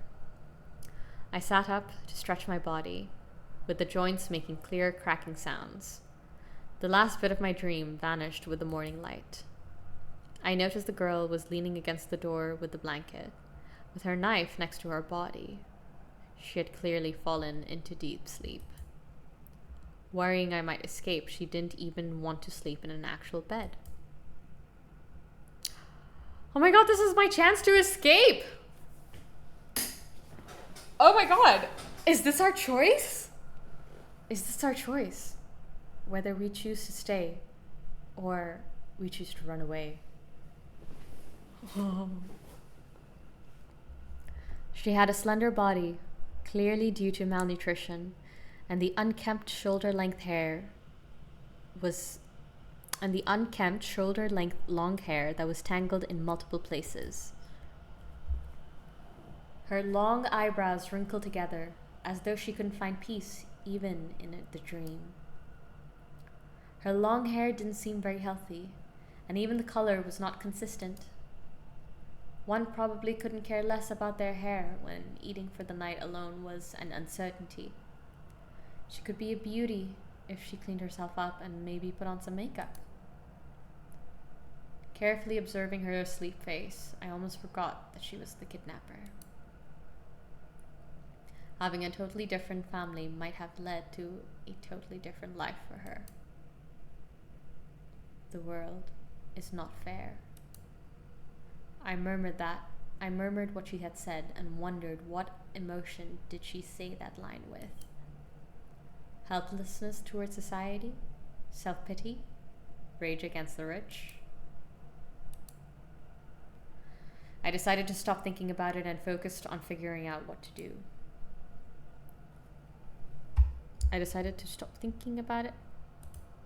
Pull at the rope. I think this is the only time we can. I tried to forcefully pull the rope, but it was impossible to break it, so I just aimed to loosen it. Right, that brought our stamina down a bit. Damn, that hurt. Upon the rope making contact with the wounds, the newly healed skin started to bleed again. The stingy and itchy feeling was unbearable. If only there was something sharp, like a dagger, a cutting knife, or even a rock. Hearing my voice, she moved her body and pulled the blanket. Luckily, she didn't wake up. I couldn't let her see my struggling now. Give up. There was no point in to risk this much. They might just let me go after tonight. Hearing her voice, I was glad I didn't try anything crazy.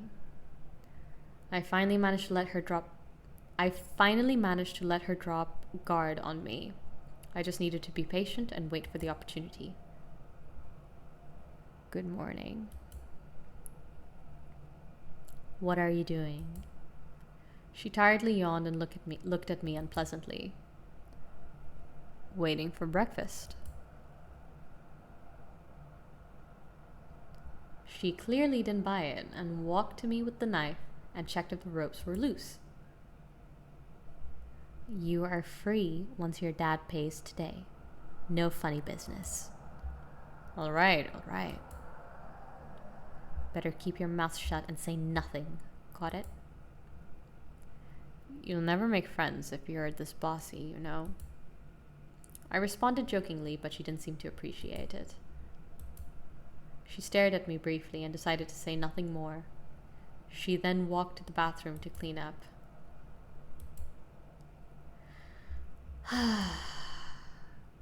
Unlikely as it might be, but if they were going to pay the ransom, they would let me go without me risking anything. The real problem would be if it was just to buy time. I wasn't sure what they would do if pushed it forward. Either I escaped on my own or waited for the police's rescue. Well, I would worry about that after tonight.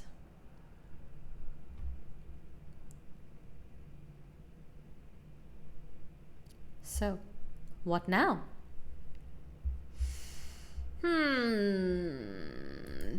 Chat?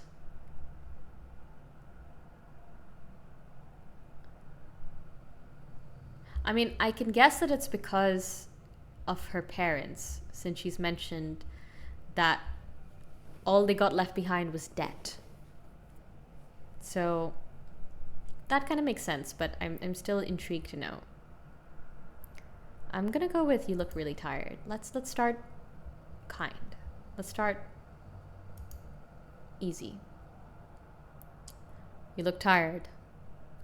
None of your business. She replied sourly, yet the thick, dark circles under her eyes said it all. Guarding me around the clock, plus the heavy mental stress, had taken quite the toll on her body.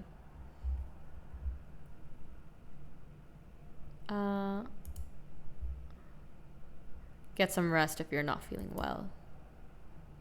Oh, how nice of you. Save your breath if you just want me to drop my guard. I can't move around tied up like this. Besides, I'll be out of here if you get the money today. I'm not so dumb as to risk my own life. You better remember that. She grunted and relaxed herself a little next to the wall. So, what now?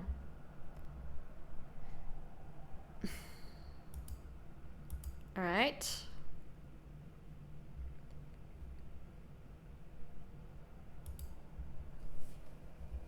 Hey. So, what's your plan after getting the money? Why do you ask? She suspiciously turned her head to me, waiting for my answer. Just curious. How boring. During the long wait, I had nothing to kill time with but chatting. She stayed silent for a bit, tapping the cigarette ash on the desk, then quietly opened her mouth. I want to start over, somewhere where no one knows about me. The face of the girl stating her vision was so determined, like some pious nun praying. There was neither passion nor desire, just serenity. I don't care what kind of job I get. I just want to save some money and live a normal life where I can sleep under a roof and eat properly. You can't do that now? It didn't sound that impossible. She could have just grabbed a knapsack and gone off to the countryside like those work exchange folks. Now? She laughed and waved her hands as though I just asked something really stupid. No fucking way. Even if you change your face or name, they'll still hunt you down as long as you owe them money. But even if you got the money and paid off the debt, could you really get out of this that easily? Whether through surveillance camera footage or call records, it was impossible to escape from the pursuit of the police thanks to modern technology. Escaping abroad might be an option, but the language barrier and the lack of cash would also be problematic. I didn't know if she had thought about this, but it was weird for me to ask her anyway. Is that strange to you? No. I've thought of similar things. I think everyone has. Going someplace where no one knows who you are. Away from the stigma or any expectations. Just to live as your true self. Oh? Why would you want that? Are you still not satisfied with your life? Men are greedy animals. Notice I didn't speak the truth. She hesitantly opened her mouth, but nothing came out in the end. So what now? All right, before I spend my last action point, let's see if there's any change in the bathroom.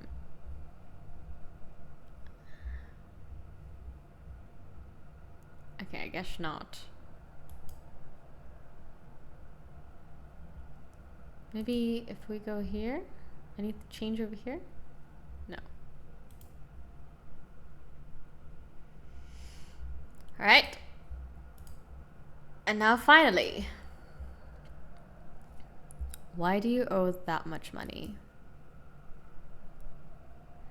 My dad's tried to start a company with someone, but that partner skipped town with all the money. Oh my god. Ugh, the worst.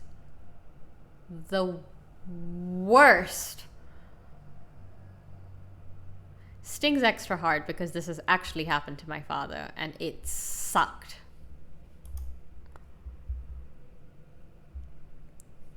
Yeah, tale as old as time, exactly. And it happened not once, not twice.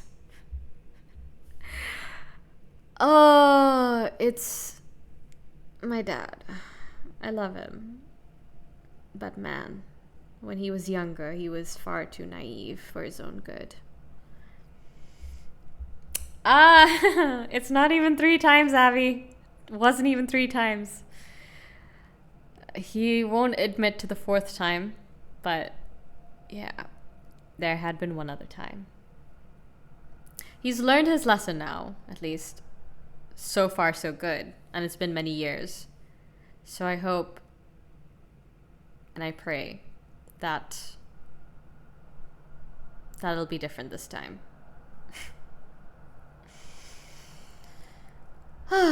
Anyways. That should be none of your business, though.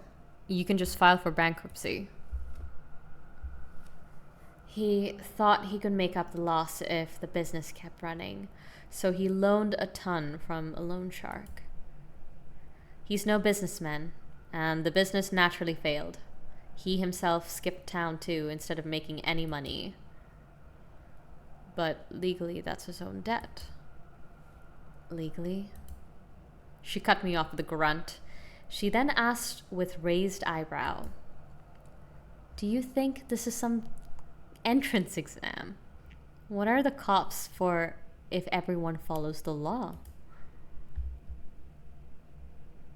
Wait, social worker? Yeah, why didn't you seek help from a social worker? Why don't you seek help from a social worker? There must be some other way. For crying out loud. Ah, damn it. Stop talking like a big shot. You think you're so smart and we're all just idiots? Yeah, that was my bad. Yeah, wisdom born of experience. At least he knows now. You never talk to a loan shark. Yeah, exactly. Just steer clear. Just do it legally. Don't ever go through loan sharks. She suddenly kicked me, then coldly looked at me, struggling on the ground. Let me tell you this. Everything you learn from textbooks is completely useless. If 1/10 of that bullcrap was real, you really think I would be here? So shut your trap if you want to go home in one piece. Understand? I could have handled that better. She couldn't seem to calm down on the big payday. On the big day. Pacing around the room, she kept checking the phone screen. A sound from outside the door. Judging from the girl's shocked reaction, I wasn't imagining it. Who could that be? There were questions in my mind, but I was pressed against the wall before I could even open my mouth. The girl covered my mouth in panic and raised the knife against my neck. The blade was so close I wouldn't dare to move an inch. Don't move. I can't. Shut up! Not being able to stop the trembling in her voice, she put more force into her hand. The sharp end would stab into the throat with a simple push. It didn't appear to be an accomplice, since it didn't appear there were any other residents. One wouldn't expect a sudden visit. The police, maybe? They might be able to find me through the surveillance camera or cell phone signal, but could they find us this quickly after only a few days? Following the train of thoughts, the steps got closer. Then it stopped right before the door. There was no hesitation. Straight at the... What? Wait, I didn't read that. There was no hesitation. Straight to the destination. In other words, they knew there was someone here. Watch it being the little girl. As though waiting for something, there was no sound outside the door. No one seemed to want to break the silence. Her tense right hand trembled a little. I could see the sweat dripping down the cheek. Big sis? I knew it. The little girl's voice came through the door. Ah! She breathed out heavily and dropped her arms as though exhausted. She opened the door to greet the little girl who was carrying a bag and looked at her big sis innocently. What are you doing? Do you know how dangerous this is? If you didn't make a sound, I might have attacked you.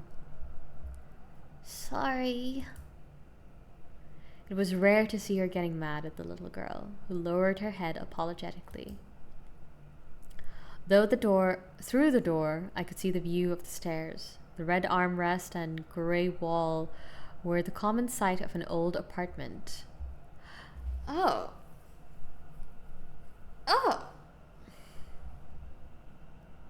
Okay. Whatever, as long as it's not the cop. Wait, didn't I tell you not to come? What happened? Who asked you to come here? She raised her head suddenly and started to shake the little girl's shoulder with a nervous expression. No one. Then why did you... I just want to be with Big Sis. Her direct response rendered the girl speechless, who had become lost in thought while rubbing the little girl's head. The little girl's motive was simple. She just wanted to be with her big sis. But her sister had more to consider. How to avoid the police pursuit. What to do after getting the money. It was difficult as it is to escape on her own, let alone taking care of the little girl. Why did you bring so many things? Deciding to let it go, she took the plastic bag. Miss Wang asked me to bring them over. She said they were left over. She knows? I don't know. She just said you should take care of yourself and let her know if you need help. She seemed to lose her usual cool. She seemed to lose her usual cool with her head lowered depressingly. Let me get a drink.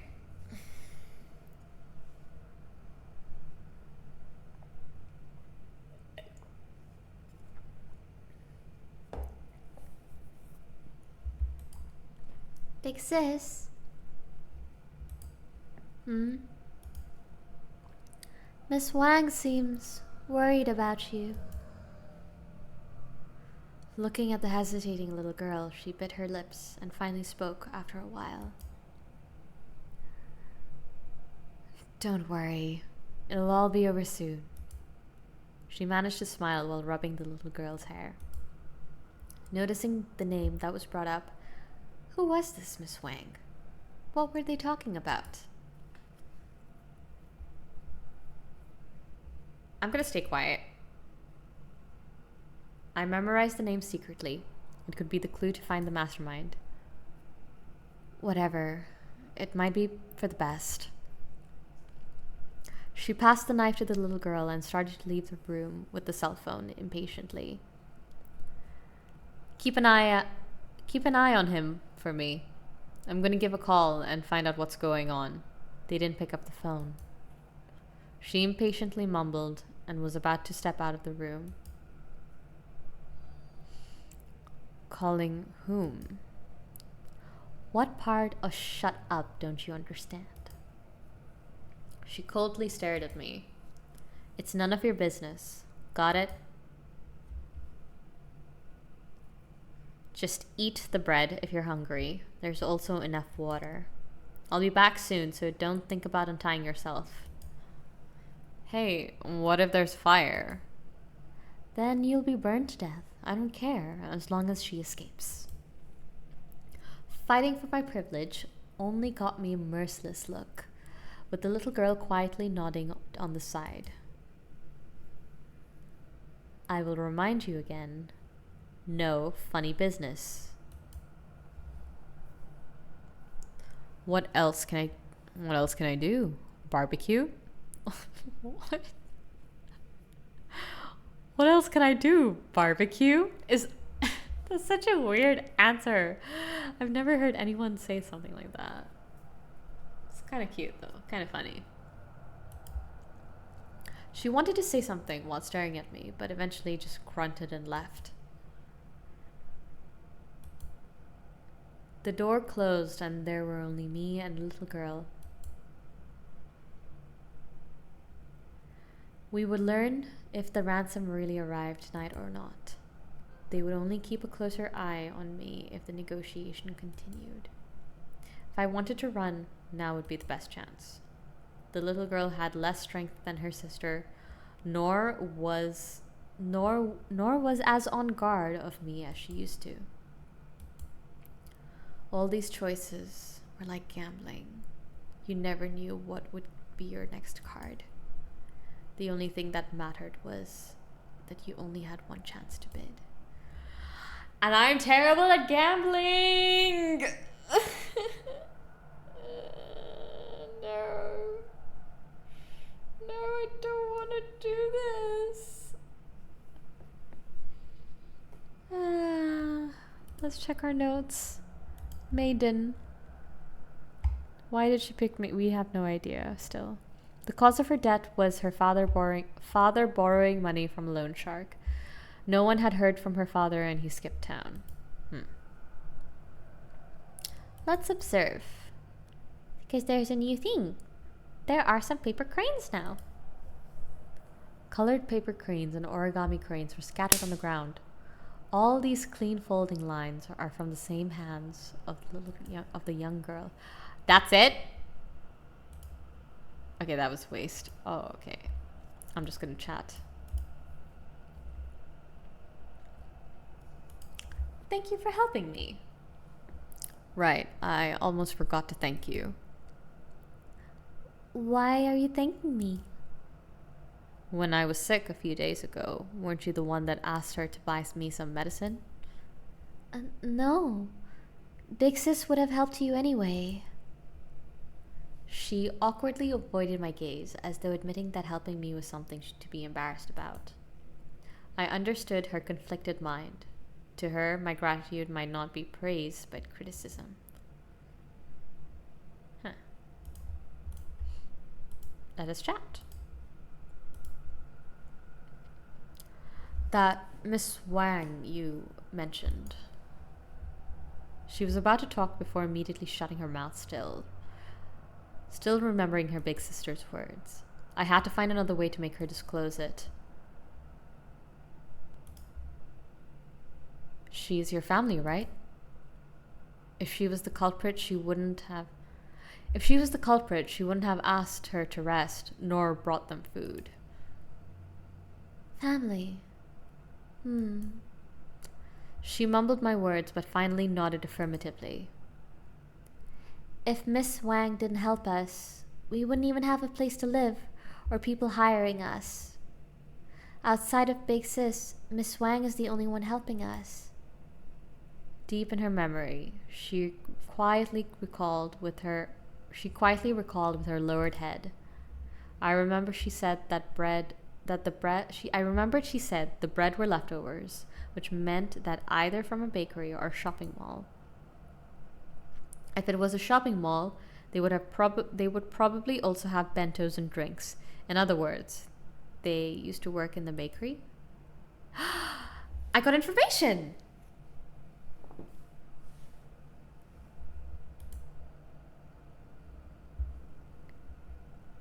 Wait, I want to check this. By Miss Wang, who worked in a bakery. It was the 5th day of my kidnapped life. I started to get really tired of the unchanged room. Whether it was the afternoon sunlight, the reflection of the window, or the air mixed with cigarette and mold smell. I didn't have an enlightening experience. I just wanted to get out of this goddamn place. What's that? Noticing the bag in her hand, I asked out of curiosity. Colored paper. She took out piles of colored paper. The rainbow color really stood out in the depressingly gray room. After a few slick movements, she had nimbly made a small paper crane out of it. She moved on to the next paper upon completion, and another one was completed less than a minute. A paper crane? Yes. They buy finished paper cranes from us. Oh, domestic OEM. I heard some factories will outsource sewing and packaging to housewives and paid for quantity upon competition. Despite the low pay, many people took on such jobs for the convenience and flexible hours. I wanted to help and make some money so we could pay the debt sooner. She was still working while talking. It wasn't long before there was a small pile. It didn't appear to be her first time. She must have been doing this for a while. Half's the payment. How much each? 800 Taiwan dollars for 1,000. More if urgent. 800 per 1,000 cranes. What the hell? Those are some quick hands. That's less than $1 each. Even if it took only a minute to make one, it would still take 15 hours. That's less than 100 per hourly salary. I cannot speak today. Tonight even. Oh God. That's less than 100 per hourly salary. Less than I expected. How much do you owe? I know that no matter how many I make, it still won't be enough. Guessing what I had in mind, she quietly resumed working. But this is the only way I could help Big Sis. She knew this little money was inconsequential. She knew that what she was doing was illegal. Yet she could only do what she could, even if it was as pointless as filling the ocean with rocks.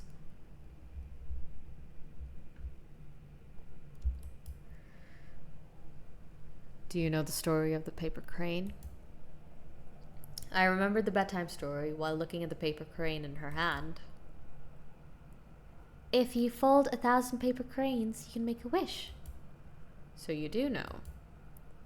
Big Sis told me that, but it was all a lie. If all it takes is 1,000 paper cranes, everyone wouldn't need to work so hard. What an unimaginative way to put it. But I guess they didn't have time for romantic fantasy. How ironic that the dream-fulfilling paper cranes were made by people without noticing them. I observed her face with unease. She didn't appear to have much emotion, just as quiet as a pond in fall. The siblings had such a drastically different personalities. In contrast to her big sister's anger, she just accepted it without a second word.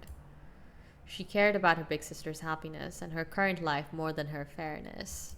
More than fairness. I almost pity you here, but there's no good ending awaiting you for doing this. Then, what can we do? I don't know. I couldn't even sort out my own problems. We alone must bear our crosses. Boy, are you a Debbie Downer. I guess he's just being realistic, but I mean, A little more hope? but then it would be false hope, wouldn't it? We all have our own problems to deal with. No one cares about it, and no one will help you. We are born into this world alone and face these problems alone. Those who can't make it will get eliminated. The world is not only unfair, but merciless. It was getting dark and there was no news of her big sis. I didn't know she got the money. I started to worry. While I didn't really think they would pay, but I also hoped this fiasco would end on a peaceful note. If they couldn't get the money, all these thoughts intertwined in my mind. The little girl just ate the various breads quietly, not noticing my thoughts. You like sweets? She moved on to the egg tart after finishing the donut, neither of them fitting for a proper meal. She quietly put her hand away like a child that got caught of doing naughty things. I like sweets too. Really? She looked at me with widened eyes, beaming curiosity. The innocence in her expression made one question her age. She looked like a middle schooler, yet her timid personality and over-reliance on her sister seemed to be more like an elementary school kid. Yeah, I like cookies, cakes, and ice cream. Chocolate? Chocolate is nice, but I prefer those with higher percentage of cocoa. Otherwise, it's too sweet for me. Not really understanding it, she just nodded. She paused the work and grabbed a magazine from the book pile and flipped through the pages before putting it before me. It was a professional magazine on desserts. They were photos of famous bakeries and detailed analysis on each of them. I could see her notes on some pages, including a white chocolate cake that got specially circled. The pure white cake was decorated with berries and covered in cocoa powder. The elaborate garnish made it more like an artwork than a pastry. Have you ever tried this? Nope. I seldom try out a particular store. I only visited a few that I know about. Sometimes people would give us some gifts, but I rarely had a taste of those since I didn't visit home frequently. Speaking of which, white chocolate is actually not chocolate. Why is that? It is white because it has no cocoa powder. Did you know that it was made of cocoa butter and milk solids? Oh. She tilted her head and blinked a few times out of confusion. So, what's the difference?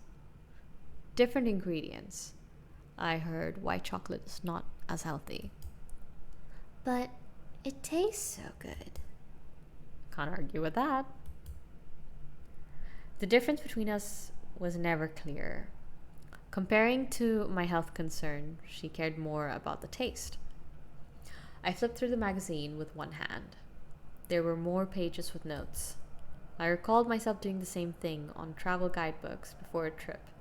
Every stroke of the pen was filled with anticipation. You really want to try them, huh? She lowered her head. She lowered her head and I heard her response in a tiny voice. Big sis said she'll bring me there. I was getting a little tired of her constant mentioning of big sis. However, she only had her big sis to rely on. She couldn't go to school and had to become independent way before others. It just wasn't fair to call her ignorant.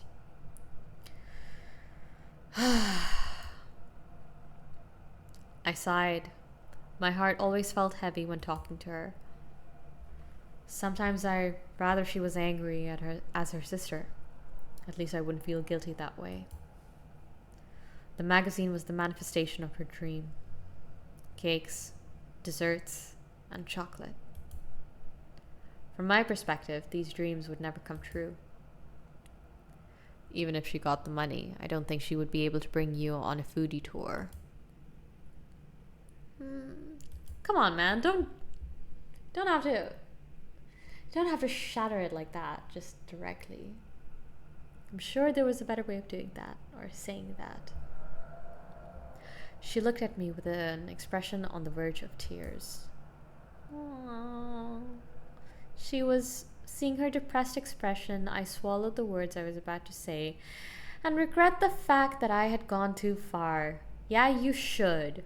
You terrible, terrible teenager. Rah. I wanted to let her see the reality, but didn't want to hurt her either.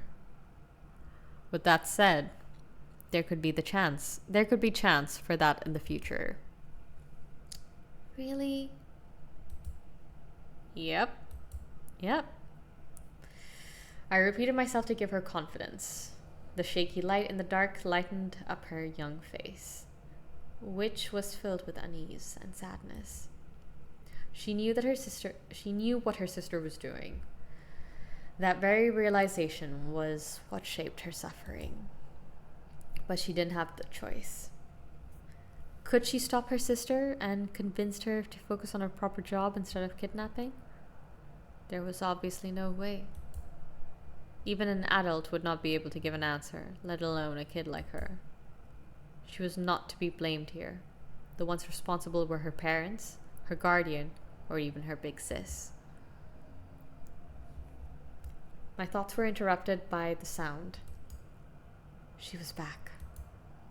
Immediately, there were countless thoughts in my mind, and I realized I had no time to hesitate. The footsteps were getting closer, and my heart beat faster.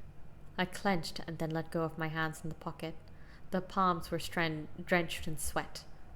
Maybe, just maybe, if she did get the ransom, then it would be all over when she got here. No one would get hurt. They could restart their life, a happy ending like all fairy tales. No matter how unlikely it was, I wanted to believe that slight chance, with my last chance of escape as the wager. I seldom gamble on anything, and this would be the only time I truly hoped to win. I'ma give up. I'm gonna trust the girl.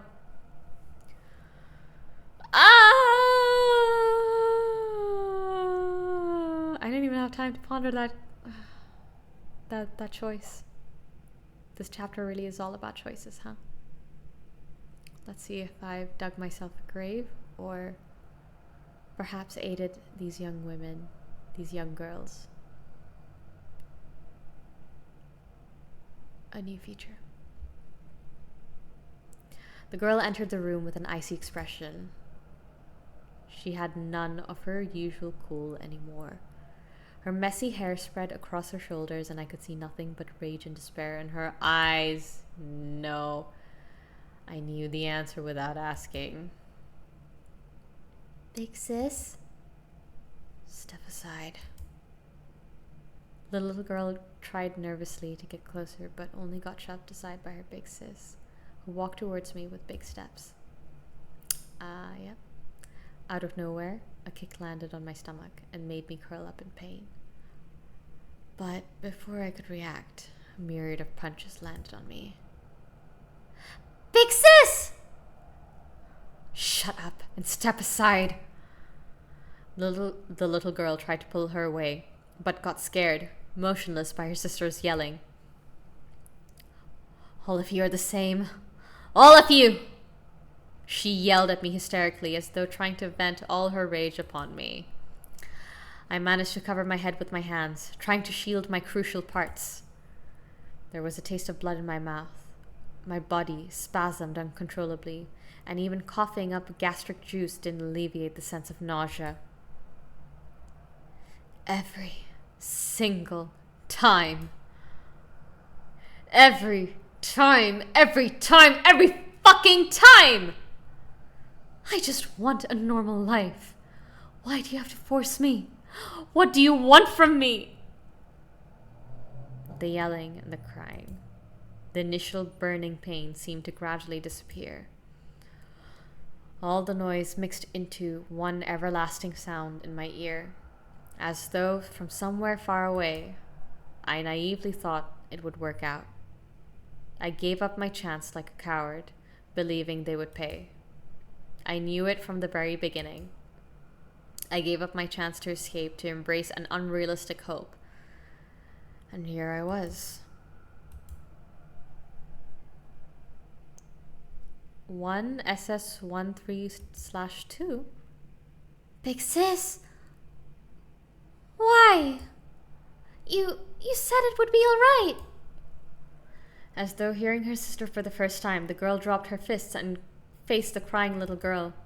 Her clenched fists were still trembling. Her standing posture appeared extremely lonely. Don't cry. I could hear her choking up, and there were tears in her eyes, but she stubbornly refused to let them drop. I won't cry either. She bit her lips and said every word forcefully. I will not cry, no matter what. I already knew it would be like this. I knew no one would believe me no matter what I did. From their perspective, we should all just go to hell. We're just some social problem. We should all just die. Just because we're poor and can't go to school.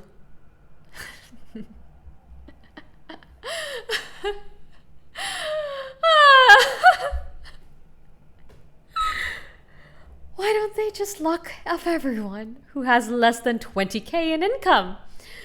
Everyone who doesn't have a middle school diploma should just get executed. What do they call us? Backup criminals? Social time bombs? Big sis. Listen to me. No one will believe us and no one will help us. All we have is ourselves. Got it? It was a declaration of accusation. It was a declaration and accusation both. A yell straight from her soul's deepest place. She unclenched her fist. There were spots of blood on her gloves, and she just laughed, ignoring that. I know.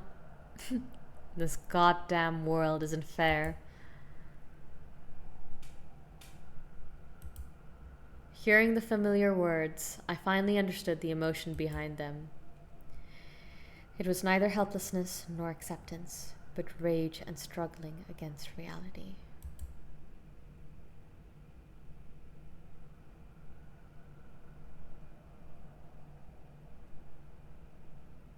Day 6. Answer. Oh my goodness. Back. Well, I cannot say that I'm very surprised, but I stand ground on the decisions I made, even though it almost cost me my life. How much more do we have? I'm not sure. Let me check how much more we have left. If it's gonna be another hour long, I think I'm just going to maybe I can power through. How long is a light in the dark?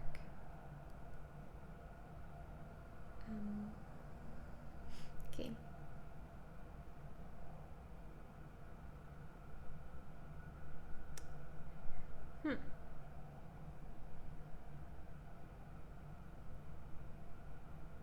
It seems to be 3 hours, which is not true. 3 hours or main plus sides 5 hours.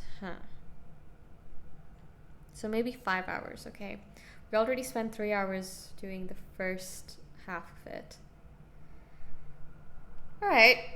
Okay. Alright. I'm not 100% sure, but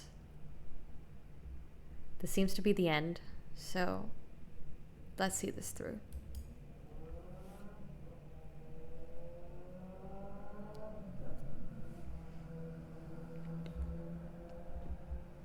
It was morning.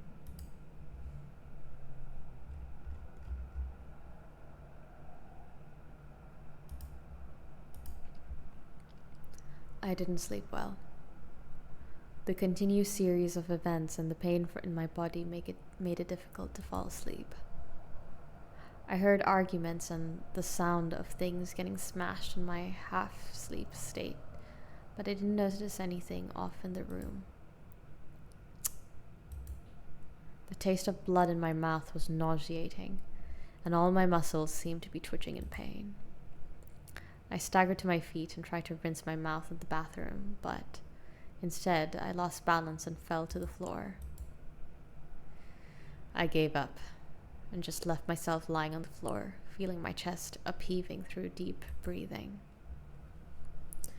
Every heartbeat reminded me of the fact that I was still alive. I wasn't sure if she just woke up early or didn't sleep at all, but the girl was leaning against the window with half a burning cigarette in hand. She just gave me a look when I fell down. The air was so heavy that no one bothered to say anything. Time flew. Even the cigarette sparks started to fade. Another cigarette was lit, and then it was out. The repetition continued until the whole pack was gone. Anything to eat? My voice apparently shocked the girl, who immediately tensed up like an alarmed cat and jumped out of her chair. I was too scared to make any sound. She stared at me briefly before giving a long sigh while supporting her head. With bags under her eyes, she didn't even bother to complain. Still thinking about food? Are you nuts? Nothing is more important than food. Agreed. No one knew what would happen next. I didn't have the spare energy to think about anything else but the present. Really? Would have getting fed solved the problem? She threw the bread at me with a self-deprecating smile on her face.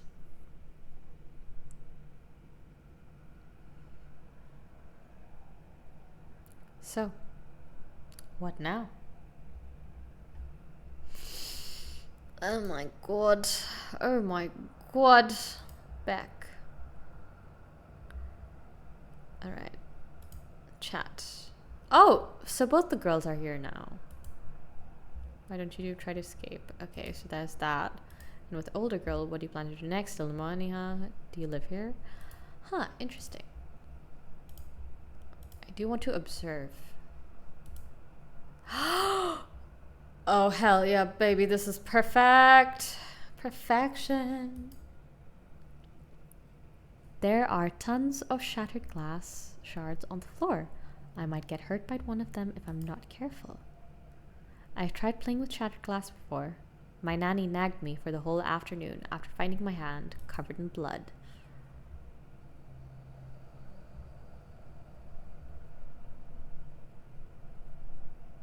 Pick it up!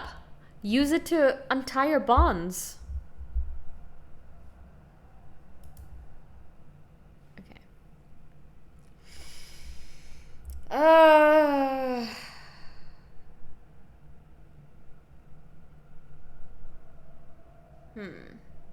What use is getting free now? I mean, I guess. It really depends on who are you trying to save or who are you trying to help at the moment. Do you want to help the two girls or do you want to help MC? I mean, you're not wrong.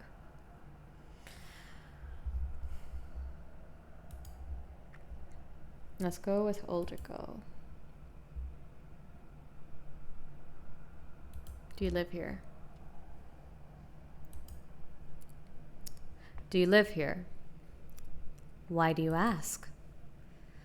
She didn't answer directly, but carefully asked back.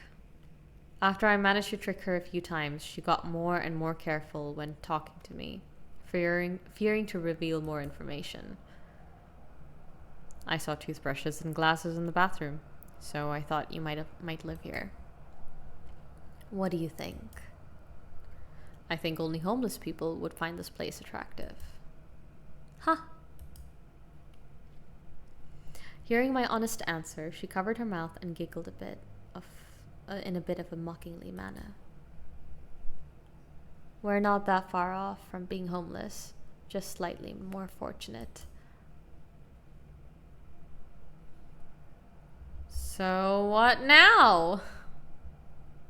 I'm not gonna antagonize the little girl.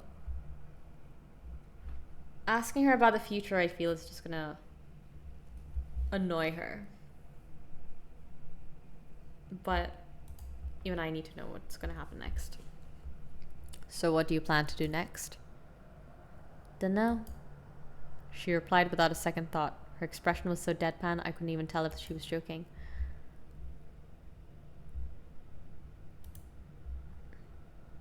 The cops will be here soon though. Wouldn't it be better if you just let me go? Oh, don't worry. I'll take care of everything before they arrive. Oh, so they will arrive. She smiled at me with an emphasis on the words take care.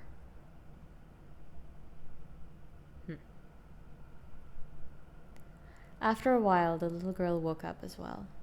She sat up slowly on the bed. She looked at her sister first, then me, then lowered her head helplessly. Whether it was her sister yelling at her or shaking her fist with an insane, nasty face, these all must be so unfamiliar to her. She thought everything was under control. She thought if she had listened to Big Sis, there would be money. Now she realized that things were out of control. Not only would there be no money coming, they might have to face the penalty. The bubble of fantasy popped, leaving only the terrifying reality that made people uncomfortable. Have some food. The girl passed the breakfast to her sister. The little girl raised her head and looked at her big sis, hoping to hear some words of encouragement, but there was nothing. The girl just leaned against the wall without a word. There were too many things to think about, and her sister's feelings were the least of her concerns. The little girl didn't ask anything. She knew no one would answer the question. Or perhaps she already knew the answer. She started to make paper cranes after finishing the sandwiches. Her mechanical movements held no meaning. There would never be enough cranes to pay off the debt without ransom. She knew that too, but that was all she could do to support her sister. Nothing more. It was said that making 1,000 paper cranes would pass your wish to the divine. Looking at all the cranes on the floor, I wondered if their wish had been heard. their fish had been hurt. Standing within this world of darkness, there was no sky nor land, only endless darkness. The same old dream. I won't cry. I knew this would end up like this. No matter what I do, no one will believe me. No one will believe us, and no one will help us. I once again heard her words of hatred. I hate people like you. I woke up from the nightmare and saw the same small room. I still hadn't escaped from this nightmare called reality. I somehow fell asleep and it was nighttime already. My body hadn't gotten any better and my injuries were swollen and burning like fire. The soaking wet cloth on my body made me tremble.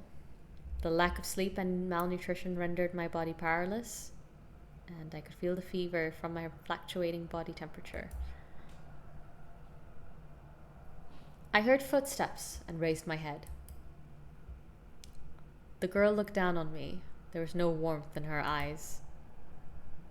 Where's your sister? I let her go first, to spare her the gore. She snorted upon hearing my joke, clearly not appreciating the way I talked. So you'll kill me now?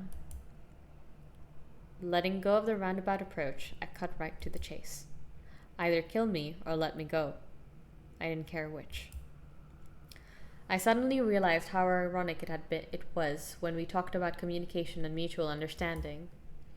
But in this situation, we finally let go of the pretentiousness and expressed our true selves. I won't kill you. Or save you. It's up to you to escape from here.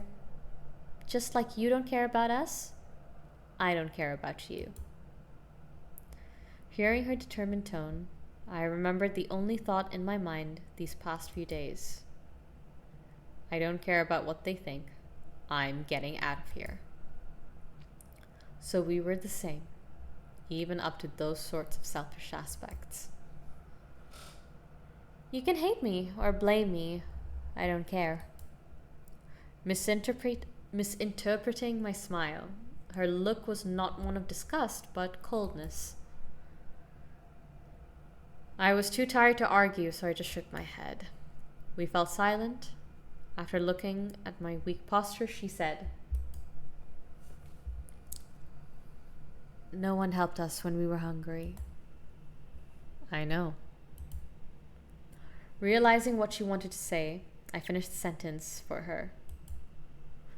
No one takes responsibility for your life, so nor should you with mine. 'Cause the world isn't fair, right?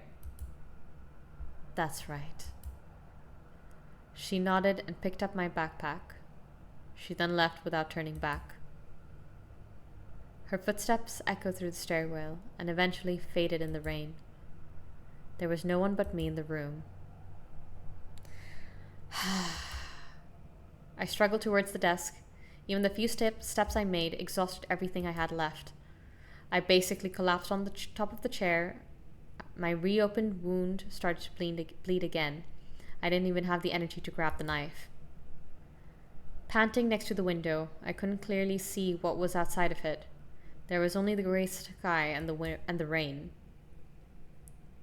I remembered how she smoked next to the window and seemed to try to find something out there. What did she actually see then? I closed my eyes out of exhaustion. If only I had one more chance. Could we let go of our bias and reach a different outcome? With a light sigh, I let the rain engulf the last of my consciousness.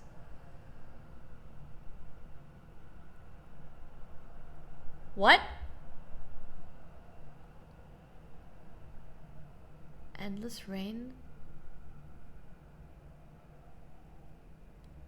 Huh. Well, I guess that's the ending we got.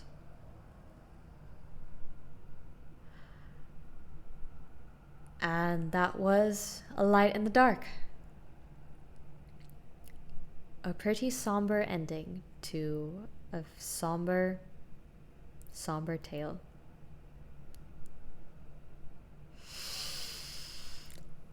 Oh my goodness. The story held my heart. I felt my heart getting squeezed with anxiety a lot of the times. And the other times it wasn't writhing in anxiety, it was just upset. Because I know this is a reality for many. Yep. We got ending number 2, Endless Rain.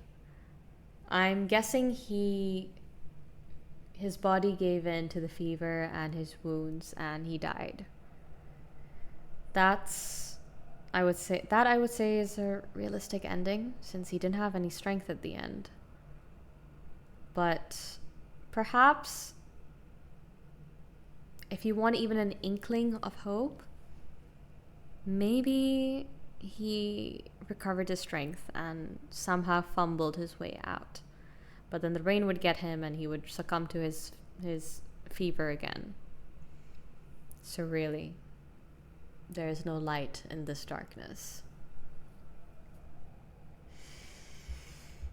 Good God. Let's see our gallery. Ooh! There's actually quite a few CGs we could have gotten. Not bad. Very nice. Dang. And wait, BGM collections? Do we have all? We have all except for one. Okay. Interesting. Well, I guess that's it. I am curious as to what other endings we could get, and I want to see more of the CGs that we could get. And perhaps if I chose the other options rather than the options that I did and gotten more information about these girls, maybe things could have been different. And had I observed everything... Yeah, I'm curious about the other endings as well. I wouldn't mind replaying to get the other endings. Although I think I will skip a lot of the dialogue just to get through it easier and quicker. I think maybe the next time I stream this game, I'll do a speed run of all the other endings that can be gotten? Question mark? Would you be interested in that? Do you think that's a good idea, Abby?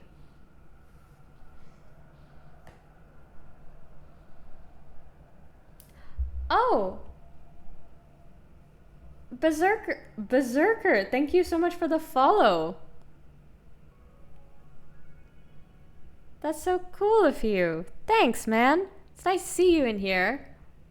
Berserker, or I like to call him Barry, is a good old friend of mine. He's really sweet. Oh my goodness! Thank you, Abby. Thank you for the 100 bits. I really appreciate it. That is super cool of you. But yeah, I think the next time I play this game, I'll do a run of all of the endings, and then perhaps we can see all of the CGs as well, because I'm very curious. And man, I want to hope that there's a better ending for these two, for all three of them even. Like, I'm not a big fan of the MC, but I did that on the raid last night. Rena's watchers are generous. Oh! Wait, you gave me bits on I did that on the raid last night. Oh, you cheered 100 last night? How did I not know? How did it didn't show up on my activity feed, otherwise it would.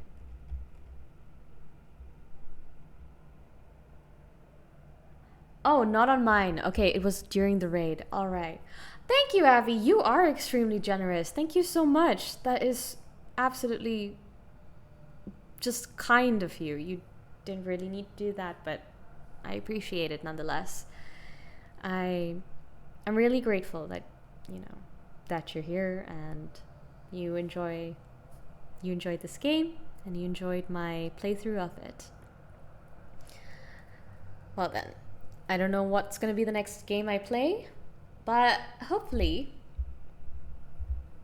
it'll be a less somber one, because I know this one was just so intense.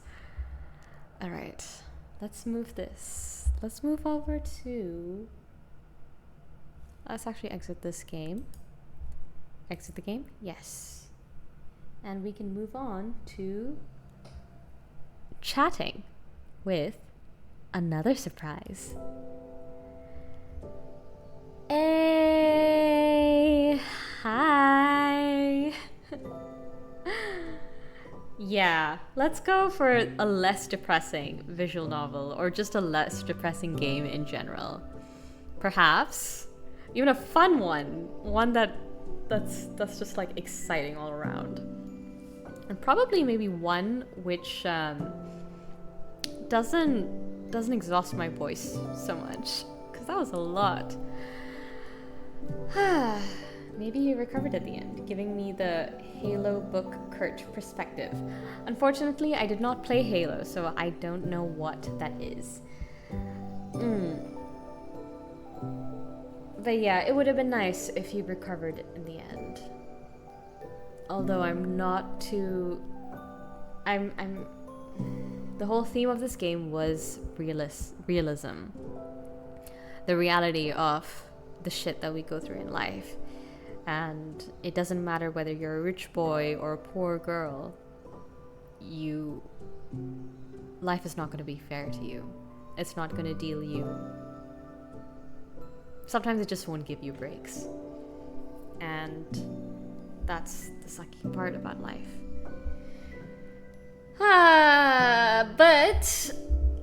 But there's always a big but. There is always hope. And there are miracles and there are good things in life. And those moments, those eras even, they're worth living for and worth fighting for. I believe. Kurt hopes the camera would come back on and he would have to see Shane and Rob and pick up Jane, limp off the battlefield, wounded but alive. Wounded by alive, or wounded but alive. Something like that. Okay. Huh. I guess so. That hope of... You hope that things are better despite the dire circumstances.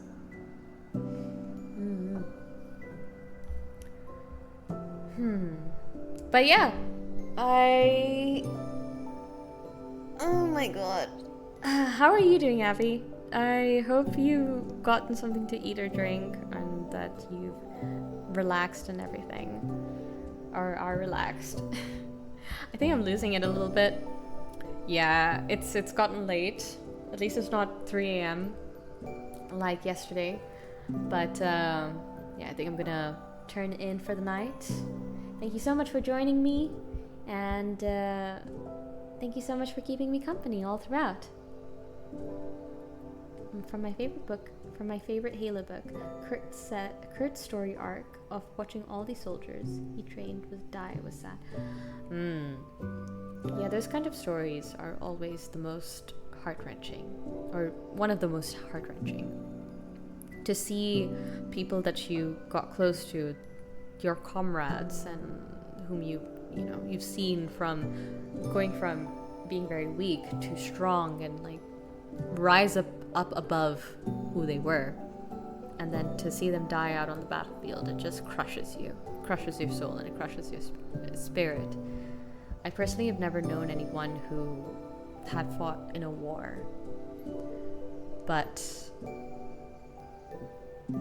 those sort of stories I've only read,